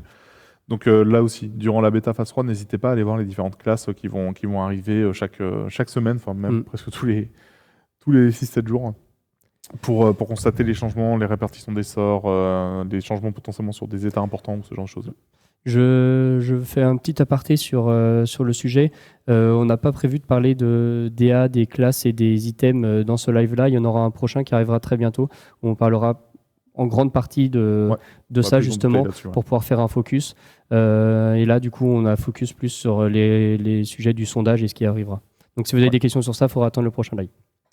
Et pour les infos refonte bouclier, justement, le 7 novembre, on va faire, c'est pour ça que c'était la dernière date qu'on mettait sur les slides précédentes. Le 7 novembre, c'est toutes les grosses modifications qui vont arriver pour la fin de l'année, avec la refonte des boucliers. Vous avez vraiment beaucoup de choses dessus. L'équilibrage d'équipement, on en a parlé du coup en début de live, les problématiques qu'on a sur l'équipement, mais il y a beaucoup de choses qui vont arriver sur les équipements, principalement bas niveau. Et la modification des recettes. Alors, on a mis que modification des recettes, mais sachez que, en gros, c'est modification des recettes, des ressources droppables sur les monstres, des ressources présentes dans les succès, parce qu'il y a beaucoup de choses qui n'étaient plus du tout équilibrées et qui ne faisaient pas sens.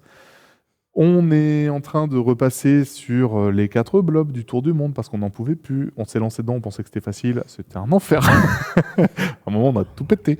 Mais du coup, c'est beaucoup de choses sur lesquelles on est en train de repasser pour faire en sorte que le lancement qu'il y aura en décembre est vraiment un sentiment de nouveauté pour ceux qui vont profiter des nouveaux serveurs. Vraiment, encore une fois, faire les 4 blobs à chaque fois sur le tour du monde, on n'en pouvait plus. C'était vraiment plus possible. Au niveau des recettes, faire en sorte que, pour dire bêtement, par exemple, les arachnides, ils aient watt 1000 ressources sur eux, enfin, ils en aient beaucoup plus que la moyenne des monstres, ça donnait quelque chose de très déséquilibré, c'était très bizarre comme comportement en jeu. Donc, du coup, il y a beaucoup de choses comme ça qui ont été revues et qui vont faire un grand bien pour le lancement de décembre. Et donc, ça, c'est des choses que vous pourrez constater en jeu, normalement pour la plupart le 7 novembre. Certaines autres arriveront pendant les jours qui suivent, mais voilà, ça vous donne l'idée. Oui, là c'est vrai que on n'a pas parlé, par exemple, il y a eu des modifications sur le tour du monde aussi pour ajouter de nouveaux donjons qui n'étaient pas dans la liste. Sur la refonte des boucliers, il y aura un live spécifique sur le sujet, pareil. Un live ou un changelog, je ne sais pas exactement encore sous quel format, parce que parler de tous les boucliers dans un live, je ne pense pas que ce soit le plus fun. Le plus fun, exactement. On en a déjà parlé un petit peu de ce que allaient devenir les boucliers. Et va y avoir un gros changelog là aussi. Donc là, pour décembre, toutes les classes, plus les boucliers, plus les équilibrages d'équipement, plus les modifications de recettes. Il va y avoir un beau bébé pour ceux qui aiment lire. Ouais. Actuellement, c'était vraiment, on passe le jeu au lance-flamme. C'était côté GD, c'était et d'un côté fun, mais d'un côté un peu trouille, parce que ça touche à réellement beaucoup de parties du jeu, mais ça va tellement assainir l'expérience que ça va faire vraiment beaucoup de bien.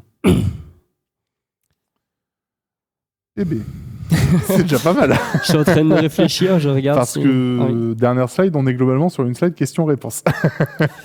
Ouais, on n'est pas rentré dans les détails de tous les points. Là, pareil, sur les boucliers, c'était pas forcément le but du live. Il a laissé tirer si on allait parler des boucliers. Et puis en plus, tout n'est pas forcément totalement terminé d'intégrer. Donc il y aura encore peut-être des ajustements, pardon. Donc ce sera pour plus tard. Alors, au niveau de la date, je vais pas vous mentir, c'est pas quelque chose que je vais dévoiler lors d'une session questions-réponses. Non, la date, on va voir quand est-ce qu'on vous la communique. Ça arrive bientôt. Mais oui, je sais que beaucoup posent la question de la date pour les congés, etc. Surtout que c'est sur une période où c'est pas forcément le plus évident vu que Noël arrive direct après, etc. Mais on va dire que les expériences récentes et passées font qu'on préfère quand même être précautionneux avec ça. Mais c'est quand même quelque chose qu'on va vous annoncer dans les prochaines semaines. J'ai noté quelques sujets au cours du live qu'on peut évoquer maintenant. On l'a pas noté dans la frise, mais il y a la question du pack HD. Oh, quel enfer. Alors, oui, ça part direct. Quoi. Ah ouais, c'est OK. Mais on a une première map HD en local sur nos ordinateurs. Le pack HD, c'est un boulot de fou. C'est un boulot de fou furieux. C'est toujours quelque chose qu'on veut livrer pour la fin d'année. C'est toujours important d'avoir un jeu de qualité. Donc, on vise toujours à l'avoir à la fin d'année. Par contre, qu'est-ce que ça nous a fait découvrir des choses, mais pas possible de comment le projet a été fait à l'époque. C'était vraiment infernal. Et je sais plus si on a partagé. Je sais plus si on vous a partagé J'en parlais au dernier live du visuel où c'était une capture d'écran de. Avec la barre Windows. La barre Windows. Non mais en fait c'est ça, c'est que bosser sur un projet qui a 20 ans, c'est très drôle, c'est incroyable. Mais alors, qu'est-ce qu'il y a eu des raccourcis de fait par moment côté production. Et je comprends pourquoi, je comprends dans quelles conditions, etc. Mais du coup, ça fait que ce genre de sujet, c'est un problème. Il nous manque les sources de plusieurs milliers de pictos pour pouvoir les upscale. Complètement. Il y a eu le moment où on commençait à faire des tests avec IA pour pouvoir faire de l'upscale automatique par IA, mais en fait, ça bavait de tous les côtés. Du coup, c'était pas très probant. Il a fallu rebosser beaucoup de choses. Il a fallu revoir aussi le pipeline d'export parce qu'en fait, et ça, je crois que j'avais expliqué sur un live précédemment, mais du coup, en gros, côté pipeline de production à l'époque, ça avait fait 3 ou 4 changements de type de fichier jusqu'à ce que ça puisse être importé dans les outils de map. Bref, je vous passe tous les détails très très techniques, mais c'est infernal. Ce pack HD, c'est infernal, mais nécessaire. Donc et c'est pour ça aussi que, par exemple, le Maître Corbac aussi, il est en qualité médiocre, c'est qu'on n'a plus la source de mémoire. Mais je crois qu'on n'a pas fait une modification sur ça récemment. J'ai un doute. C'est une bonne question. Mais du coup, dans le pack HD, on continue à bosser dessus. C'est quelque chose qu'on souhaitera avoir pour la fin d'année. Le seul truc, par contre, ça, c'est une réalité pour les joueurs multicomptes. Typiquement, si jamais vous avez entre 4 et 8 clients qui sont ouverts et qui ont le pack HD du coup d'activer, forcément, les clients vont être plus lourds. Il y a ça aussi, par contre, à prendre en compte, c'est que nécessairement, charger, décharger des assets de plus grande qualité font que ça va alourdir un petit peu le client. On va quand même le proposer parce qu'en monocompte, ça changera l'expérience et ça fera beaucoup de bien. Par contre, en multicompte, forcément, ça alourdira un petit peu les clients. Donc, on laissera quand même l'option d'avoir un pack de plus basse qualité, enfin le pack actuel en fait, juste le jeu actuel en termes de qualité, pour que côté multicompte ou monocompte, vous puissiez profiter du jeu dans la même condition actuelle. Mais si jamais vous souhaitez jouer en pack HD, forcément, ça sera un peu plus coûteux. L'autre question que j'ai vu passer, c'était sur les stats de fin de combat. Ce qu'on allait modifier le 7 novembre. Pour l'instant, on n'a rien à vous montrer. On a commencé à bosser sur le sujet, mais on n'a rien à montrer pour l'instant. Mais le but, c'est que ce soit un peu plus exhaustif qu'actuellement. Et un peu plus intéressant. Au niveau des recettes des clés, non, il n'y a pas de modification actuellement sur les recettes de clés. Pour ce qui est du Xelor, j'ai vu la question passer de est-ce que c'est uniquement du changement d'obtention des sorts ou il y a aussi une revue du pesanteur. En fait, on n'est pas... Le scope des modifications sur le Xelor n'est pas complètement arrêté. Du coup, on est encore en train de voir jusqu'où est-ce qu'on s'arrête pour avoir la meilleure formule. On n'est pas sur une refonte de gameplay, clairement pas. Par contre, on commence déjà à explorer la possibilité d'ajouter potentiellement soit des états, soit de les jouer différemment pour faire en sorte que ce soit plus intéressant pour les Xelor. Je vais adresser un sujet pas facile, mais rapidement, parce que je vois la question passer à la fois sur les bots. Il y a des modifications qui vont arriver sur Unity pour pouvoir lutter efficacement en fin d'année, qui arriveront dans les prochaines semaines. Donc pour pouvoir nous donner encore plus d'armes. Et sur la partie report, très rapidement, on a eu quelques reports, on va pas se le cacher. On en a eu vraiment énormément.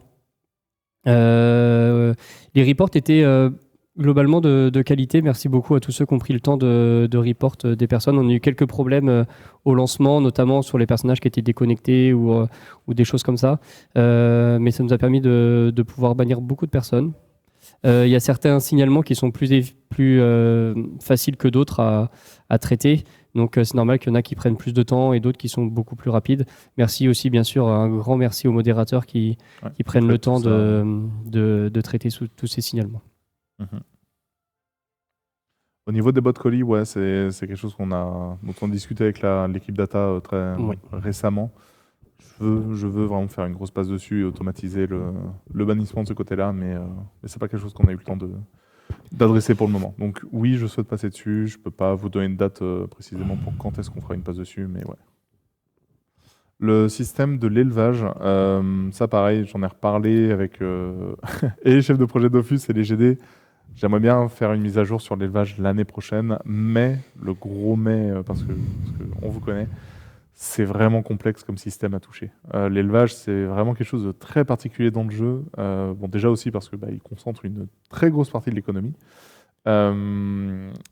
J'aimerais vraiment qu'on retouche à l'élevage et qu'on fasse de belles choses avec. C'est un très très gros système, c'est pas évident. Et avant même ça, il y a une première vraie problématique par contre qui existe pour la fin d'année, qui est celui de réfléchir à l'accessibilité des enclos pour la fin d'année. Le fait que actuellement avoir un enclos revient à rush le plus rapidement possible que certains métiers, bloquer les autres et être les premiers à faire des guildes, c'est très toxique actuellement sur le jeu. Du coup, pour le moment, on se focus sur le fait de réfléchir à comment est-ce qu'on gère les enclos, leur distribution ou leur accessibilité pour la fin d'année. Sur une refonte ensuite du système de l'élevage, il faut qu'on voit, parce que c'est un vrai plus gros sujet que ça. Donc, du coup, voilà. Je préfère qu'on fasse les choses en deux temps. Il y aura sûrement, très certainement, un live spécifique pour parler du lancement des nouveaux serveurs. Nouveaux serveurs, donc on va évoquer ces questions-là. J'ai vu une question passer aussi sur les animations, les succès qu'il vont y avoir pour le lancement de serveurs et tout ça. On vous en parlera dans un prochain live. Ouais, clairement. A-t-on du nouveau sur l'évolution du prix des abonnements? Non, rien de nouveau à vous partager pour le moment. C'est toujours quelque chose qui est en réflexion de notre côté. Dans tous les cas, je le répète, parce que c'est toujours le point principal dans cette réflexion-là, c'est que s'il y a modification du prix de l'abonnement, déjà il sera assez minime. Et surtout, on restera sur un prix garanti durant au minima 1 an pour ceux qui sont actuellement abonnés. Mais du coup, si jamais il y a modification, bien sûr, vous aurez news, explications, etc. Le mode héros sur Dofus, non. Actuellement, on part plus sur le fait de proposer des options d'ergonomie plutôt que de proposer un mode héros, sur Dofus. Plusieurs réflexions là-dessus, mais principalement, c'est le fait que forcément, ça influe aussi sur le gameplay basique du jeu. Et en fait, si le mode héros devient la bonne manière de jouer, en fait, ça, côté GD, ça influe pas mal les réflexions. Donc non, on reste sur le fait de passer des options d'ergonomie, de voir durant la bêta comment ça se comporte, plutôt que d'aller sur un mode héros. Et non, pour héroïque, c'est juste ma langue à fourcher. Il n'y a pas du tout de serveur héroïque de prévu. Je vois beaucoup la question passer sur la partie recherche de groupe, petites annonces. Ça fait partie des sujets priorisés, malheureusement, qui ont été un peu repoussés et qu'on a préféré mettre l'accent donc, sur l'interface de sorts, de caractéristiques ou de statistiques de fin de combat pour polish plutôt l'existant plutôt que rajouter quelque chose. Ouais. Mais c'est toujours prévu. Au niveau des galets pour les nouveaux serveurs, oui, il y a des réflexions dessus pour voir. Il y avait justement une réunion qu'on n'a pas pu suivre, mais qui était vraiment importante, où on a fait un échange d'expérience entre les lancements de Dofus Touch en début d'année et ce que nous, on va devoir faire à la fin d'année, parce qu'on a globalement à peu près les mêmes systèmes en place de ce côté-là. Du coup, oui, pour ce qui est de la gestion des galets, leur génération, etc. On a fait un exercice de style avec l'événement Ombre en mars dernier, à voir ce qu'on réapplique pour la fin d'année, pour que ce soit le plus fluide possible pour tout le monde et que le rush ne soit pas limité au fait qu'il y ait beaucoup de personnes qui sont en train de farmer le Coliseum ou ce genre de choses. Je vais parler rapidement de la DA aussi, même si on en parlera plus en détail dans un autre live. Mais on a présenté, je crois que c'était juste avant la bêta, en début août, un live où il y avait différentes variantes sur les classes avec des formes très alternatives. C'est pas ces modifications-là qui arriveront en jeu dès demain. C'est les modifications de couleurs, de visage ou des choses comme ça. Et c'était ce qu'on vous a présenté dans ce live-là, c'était voilà ce qu'on peut faire. Mais tout n'avait pas été produit, du coup, c'est pas ça qui arrivera demain. Ça arrivera dans un temps plus tard. Ouais, clairement. Après, au niveau de la DA, que ce soit des items et des persos, forcément, vous ne pouvez pas suivre toutes les annonces qu'on fait ou tout ce qui passe, que ce soit par le forum, le site, etc. Mais il y a déjà eu pas mal d'items qui ont été revus, qui sont présents sur la bêta, qui sont aussi là présents sur la phase 3. Il y a eu 15 classes, je dirais, au bas mot, qui ont été revues et améliorées. Donc ensuite, à voir si c'est toujours bon, si on continue de repasser dessus. Mais en fait, on fera autant de repasses qu'il faut pour atteindre la qualité escomptée.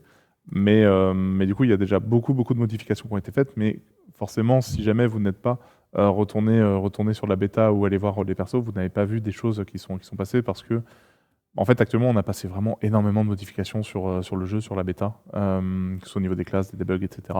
Donc, c'est sûr que tout suivre, c'est pas évident. Réellement, revenez sur la phase 3, essayez de faire des skins, etc. et de nous faire des retours parce que on prend plus le temps d'échanger sur le forum. Moi-même, Riebeck ou autre dans l'équipe, on prend plus de temps de parfois répondre. On peut pas le faire autant qu'on le souhaiterait. J'aimerais pouvoir répondre à tous les sujets, mais c'est pas possible. Je le fais quand vraiment il y a des sujets très très importants. Mais n'hésitez pas à venir jeter un œil sur la bêta pour voir si les améliorations qui ont été passées pendant un mois et demi quasi sont ce que vous souhaitiez ou non. J'ai pris 2 autres questions. Noël, ce sera activé dès le lancement de... Enfin, je sais plus exactement. Mais oui, ce sera activé sur... L'île de Noël oui, sur les... sera activé sur les nouveaux serveurs. Sur les nouveaux serveurs. Et je vois déjà des questions sur les bêtatons. Alors, non, il n'y aura rien demain. Parce que comme on disait, en énorme rouge, gras, fluo sur le PPT, c'est à confirmer. Et si événement il y a, comme on mettait sur le PPT, c'était pas en rouge gras en effet, mais ce sera pas dès le lancement, ce sera plus vers la deuxième partie d'octobre. Une extension de prévu sur l'île de Noël pour du renouveau. En fait, on a déjà ajouté pas mal de choses sur toutes les récompenses. Il y a un an et demi, c'était devenu beaucoup plus intéressant. Du coup, il y a eu du Montilier qui avait été ajouté, etc. Mais c'était un moment où on avait rajouté justement les conifants et tout ça. Donc il y a déjà eu des améliorations de fait. C'est pas exclu qu'on en fasse, mais c'est réellement pas garanti non plus. Pour le coup, c'est pas notre plus grosse priorité de retoucher à Noël. Et d'ailleurs, demain, ce sera activé sur les serveurs bêta, donc que ce soit Halloween, Vulcania ou Noël, ou même Pouac, pour que vous puissiez tester ces zones et ces mobs.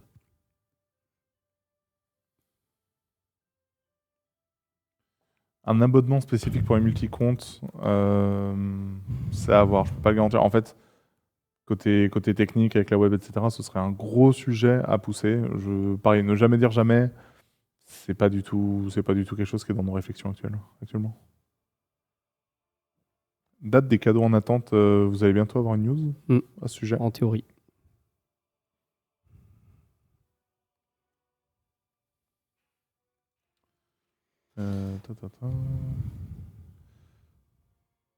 En vrai... Le tournoi des 20 ans, il n'est pas annulé. Il n'est pas annulé du tout. Non, il arrive, on continue de bosser dessus. Les GD continuent de bosser dessus parce qu'on a beaucoup de choses qu'on va vous proposer. Donc du coup, le tournoi PVM... Les démos.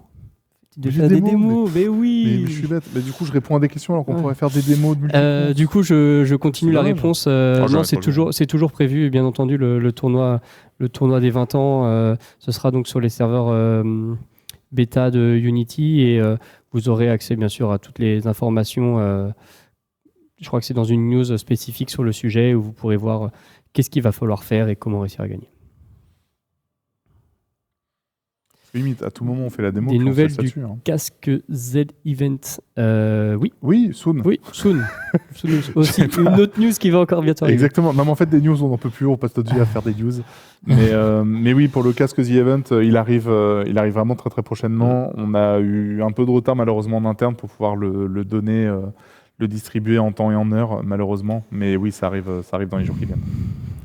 Sur nouveau serveur back, là aussi, on va parler plus en détail de ce sujet-là lorsqu'on va parler des nouveaux serveurs, mais ce sera une back séparée pour les nouveaux. Je pense qu'après, on va devoir arrêter dans pas trop de temps parce que je vois que la régie est en train de mourir. Soit un mal de dos, soit un lumbago qui se prépare, mais je vois des difficultés à ma gauche.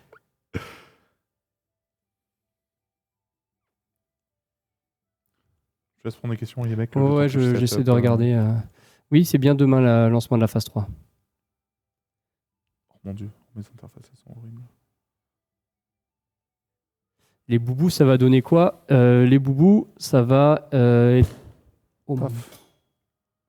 ça va vous être communiqué assez prochainement. Ça arrivera le 7 novembre en bêta pour que vous puissiez tester. Et c'est aussi pour ça qu'on voulait faire un événement sur la phase 3 pour, en plus de vous faire tester les maps haut niveau, les équilibrages et les modifications de classe, de pouvoir aussi vous inciter à venir tester pour les boucliers et peut-être autres. Du coup, on peut passer sur mon écran techniquement pour pouvoir vous montrer quelque chose. Alors, disclaimer. Alors, premier disclaimer, c'est que de l'interne, c'était pas prévu pour vous le montrer à la base. J'ai demandé au dev, est-ce que c'est OK si on montre? Il m'a dit à tes risques et périls, donc on va voir comment ça se comporte. Donc ici, j'ai mon chef de groupe qui est le sacré, etc. Et donc, comme on l'a dit, on aurait dû enregistrer, parce qu'il y a toujours des bugs quand on... Oui, on aurait dû. Non, mais le live. faire en live, c'est un risque. Hein. À tout moment, ça marche pas du tout, et puis du coup, on se laisse là-dessus, et on se verra plus tard. Mais comme on le disait, du coup, vous aurez directement les différentes options tout en bas de votre tooltip. Et par exemple, si on va juste faire suivre automatiquement le chef du groupe, tac, on va le faire aussi sur celui-là, tac, tac. Ça fait que les trois vont se déplacer en même temps. Ça serait pareil si vous étiez 8, 12, 15, 28. Peut-être des tests à 28, je suis quand même curieux qu'on ne l'a pas fait. Mais du coup, c'est tout bête, mais c'est comme ça. Je ne change pas de map à raison. Actuellement, c'est buggé.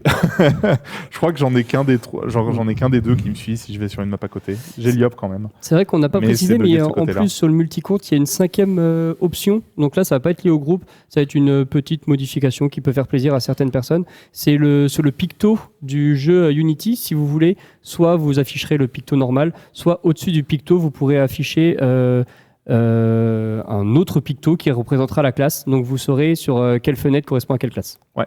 Et comme je vous l'avais dit, j'aurais pas dû changer de map parce que oui, le Yop a crash. On a encore quelques soucis. Et typiquement, alors, est-ce que je montre en combat ou pas? Parce que le combat, c'est la lune. Je ne pense pas. Ouais. Parce qu'il y a l'autofocus, et l'autofocus, c'était incroyable, oui, mais ça va être full buggé. Est-ce que je vous montre quand même l'autofocus, mais vous jugez pas la lune? Qu'est-ce qu'on fait? Mais oui, bon, ok, allez, vas-y. Je vous montre l'autofocus, mais attention, ça va crash. Hein. Parce que voilà, le serveur est pas du tout prêt pour tout ça. Honnêtement, c'est vraiment un serveur en interne, donc il y a plein de choses qui sont cassées à droite à gauche. Peut-être parce qu'on a vu une vidéo comme quoi ça marchait. Si vous voulez, du coup, voilà. Là, je joue. On est d'accord que là, je joue l'upper. Je vais pas le déplacer parce que ça va faire du caca. Mais imaginons que je passe mon tour. Oh, je joue déjà le sacré. Donc là, il est directement sur l'autre client. Et ça, honnêtement, c'est trop cool. Ça, vraiment, c'est la grosse plus-value, c'est que c'est fluide de fou. On a quelques petits soucis pour Mac. On a quelques trucs qu'on doit régler parce qu'en fait, honnêtement, on cheat un peu pour Windows. On cheat un peu actuellement pour bien le faire sur Windows. Mais c'est ultra fluide. Et je fais rien. Et vous le voyez, en fait, je joue à une main là. J'en ai une qui me sert pas. Et ça, en multicompte, ça n'existe pas en fait. Mais ça a été scripté où tu devais poser ta main sur ton coude pour montrer que... Non, mais tout a été préparé, tout ceci, mais ce n'est que du cinéma. Mais donc du coup voilà. Donc ça pour rappel c'est pas demain. C'est le 24. Je le redis, attention, levez les mains, c'est le 24 que ça arrivera. Il y a encore des choses, vous l'avez vu de toute façon le Yopka crash, typiquement il y a des choses qu'on doit continuer de débugger, etc. C'est des options qui seront accessibles à partir du moment où le personnage sera niveau 10 et abonné, il faut les deux. Sur Linux on travaille. Mais le problème c'est que déjà pour Linux, Vous n'êtes pas beaucoup. Et à chaque fois, c'est compliqué de faire des choses qui touchent un peu au BIOS ou quoi. Enfin, c'est pas évident. Faut qu'on voit pour Linux. Windows, ça a été relativement facile. Et je mets des grosses guillemets parce qu'il a vraiment fallu contourner pas mal de choses pour que ça fonctionne. Mac, forcément, en termes de sécurité sur l'OS, ils aiment pas trop quand on joue avec. Donc, il faut qu'on voit ce que ça peut donner. Mais dans tous les cas, ne serait-ce que le fait d'avoir du déplacement, etc., comme ça, c'est vraiment très cool. L'autopilotage, comme on le disait plus tôt, je le répète quand même si c'était dit durant le live, l'autopilotage de base sur les montures va être gratuit pour tout le monde, sera disponible pour tout le monde au lancement d'Unity, du portage Unity. Si tu es niveau 10, je sais, il y a un monde où ça fonctionne si tu es au-dessus moi, niveau 10. Je ne veux pas le tester. Ouais, très bien. Je t'assure qu'on ne va pas prendre ce risque. Il n'y a pas de lacrage, je ne vais pas faire cracher les autres. Mais du coup, l'autopilotage sera aussi présent du coup, justement à partir du niveau 10, même en étant à pied. Et ça fait vraiment un bien fou pour avoir un jeu beaucoup plus fluide. Bon, je vais fermer mes clients, tac tac. Mais comme ça vous donne vraiment un premier aperçu de ce que donnent quelques options d'ergo côté multicompte. Réellement, l'autofocus, j'ai tellement hâte que vous puissiez le tester, c'est trop cool. Du coup, voilà. Est-ce qu'on se fait une petite dernière question chacun? L'autopilotage possible sur les zones restreintes. Ce genre de dernière question, Riavec, vraiment. Non, parce que je l'ai prise avant que tu me dises que c'était la dernière question. Aïe. Alors, c'est compliqué, c'est épineux comme question. Moi, je suis pas contre. Faut qu'on voit. Après, il y a vraiment des zones où le système est pas du tout fait pour pouvoir. Si on fait de l'autopilotage sur île des Wabbits avec les. Quand tu vas dans le labyrinthe, les souterrains et tout, c'est très compliqué. Donc, il y a quelques zones où ça ne fait pas sens que ce soit bloqué. On peut avoir des points où on pourrait l'ajouter. Mais par exemple, l'île des Wabbits, ça va devoir rester comme ça, je pense. Peut-être qu'une zone où ça pourrait être modifié, c'est notamment sur la forêt maléfique qui a été refait, où la navigation est plus du tout en labyrinthe. Complètement. Ça pourrait avoir ça. Ça pourrait faire sens de l'ajouter ici. Pas prévu pour l'instant, en tout cas. Ouais, du coup, je le dis, je l'annonce. Dernière question chacun, et comme ça, on pourra relever la régie.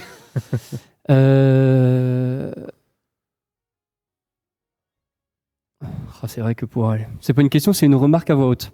C'est vrai que de pouvoir aller au skunk avec un autopilotage, Oui, mais honnêtement, toutes ces années de connaissances à faire le coulos et le skunk par cœur, pareil pour les Wabbits. Je vais sur Internet pour rechercher le chemin. Mais oui, mais il n'y a que les vrais. Il y a que les vrais qui savent y aller quasi les yeux fermés parce qu'on l'a fait tellement de fois que farmer son petit Dofus Calyptus pour la 100e fois histoire d'avoir le jet parfait, en fait, au bout d'un moment, le labyrinthe n'existe plus, quoi. Mais bon, après, encore une fois, c'est une question de compétence.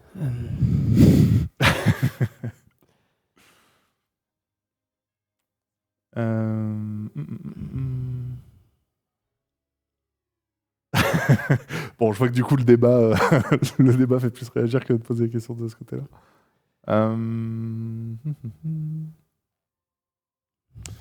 Bon, non, je vais pas prendre la question sur l'interface cosmétique, parce qu'on en a déjà parlé durant le live.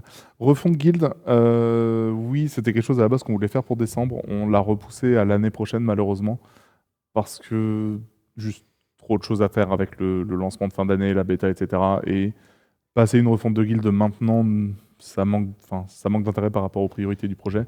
Donc oui, la refonte guild est toujours prévue. Enfin, même pas refonte, mais juste ajouter des choses dans les guildes, parce qu'actuellement, elles n'ont vraiment plus rien. Ajouter des choses dans les guildes, c'est prévu pour l'année prochaine, ouais.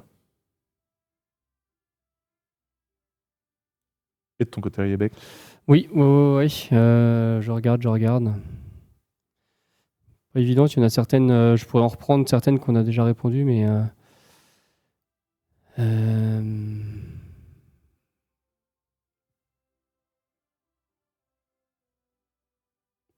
Allez, je vais en prendre une dernière sur les boucliers, puisque j'ai l'impression que le sujet revient quand même souvent. Ouais.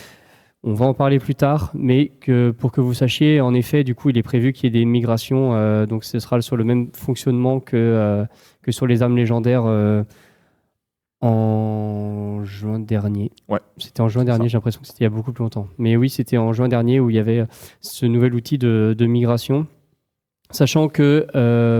contrairement à ce qu'on avait fait sur les objets légendaires, on ne va pas annoncer exactement quel stade va devenir quel stade pour pas qu'il y ait de la spéculation de la forge magie à Donf la veille pour pouvoir avoir des items, des jets qui sont plus intéressants que d'autres. Donc il y aura une migration sur les objets, sur les boucliers que vous avez en votre possession, qui sera du coup le jour de la mise à jour de fin d'année. Complètement. Oh non, je voulais FM. Je comprends. Et du coup, merci à tous pour ce live. Merci Rebecca. Ouais, merci à toi aussi. Ce long live. J'espère que les annonces vraiment. Je pensais que ça allait durer plus de 2 heures finalement. On est dans le temps. On est pas trop mal. On aurait pu même parler d'autres choses. Non, c'est mort. Non, il y a plus de temps. Alors oui, si je le dis parce que je le vois, ZQSD pour bouger, changer de map, oui, c'est quelque chose qu'on est en train de dev. C'est vrai. Vous aurez du petit raccourci pour changer des maps directement, vous serez bien. Bref. Non, j'espère aussi, puisque là c'était le 7, c'était il y a une semaine, que les cadeaux pour les 20 ans, tous les jours, ça vous a plu. J'ai vu DFG qui a manqué le GIFUS. Mais... Et ça, vraiment, ça fait mal. Hein. Alors pour l'info en plus, alors en même temps je l'avais bien caché, mais sur le live de présentation qu'on avait fait à l'époque, il y avait un easter egg où on voyait le GIFUS sur une des slides. Oui. Mais bon, il était un peu dur à trouver, donc prochaine fois que je fais un easter egg, peut-être que je le mettrai un peu plus visible. Toujours est-il que pour ce mois de septembre, n'en déplaise aux rageux, il n'y a pas eu de feu d'artifice dans le calendrier des cadeaux. Voilà, premier jour, il y avait toujours les... Peut-être que ça reviendra pour le calendrier de la vente décembre. Oui, du coup, possible. Feu d'artifice tous les jours. C'est toujours compliqué de trouver des récompenses pour un calendrier comme ça. On a mis des potions de transformation. En effet, c'est pas les récompenses qui plaisent le plus. Mais vous avez évité les feux d'artifice. Donc il faut voir le bon côté des choses. Il y a eu pas mal de boucliers, de cosmétiques aussi. Donc bref. Oui. Allez, je m'étends pas plus. Live. Merci beaucoup, merci Papineau, merci la régie.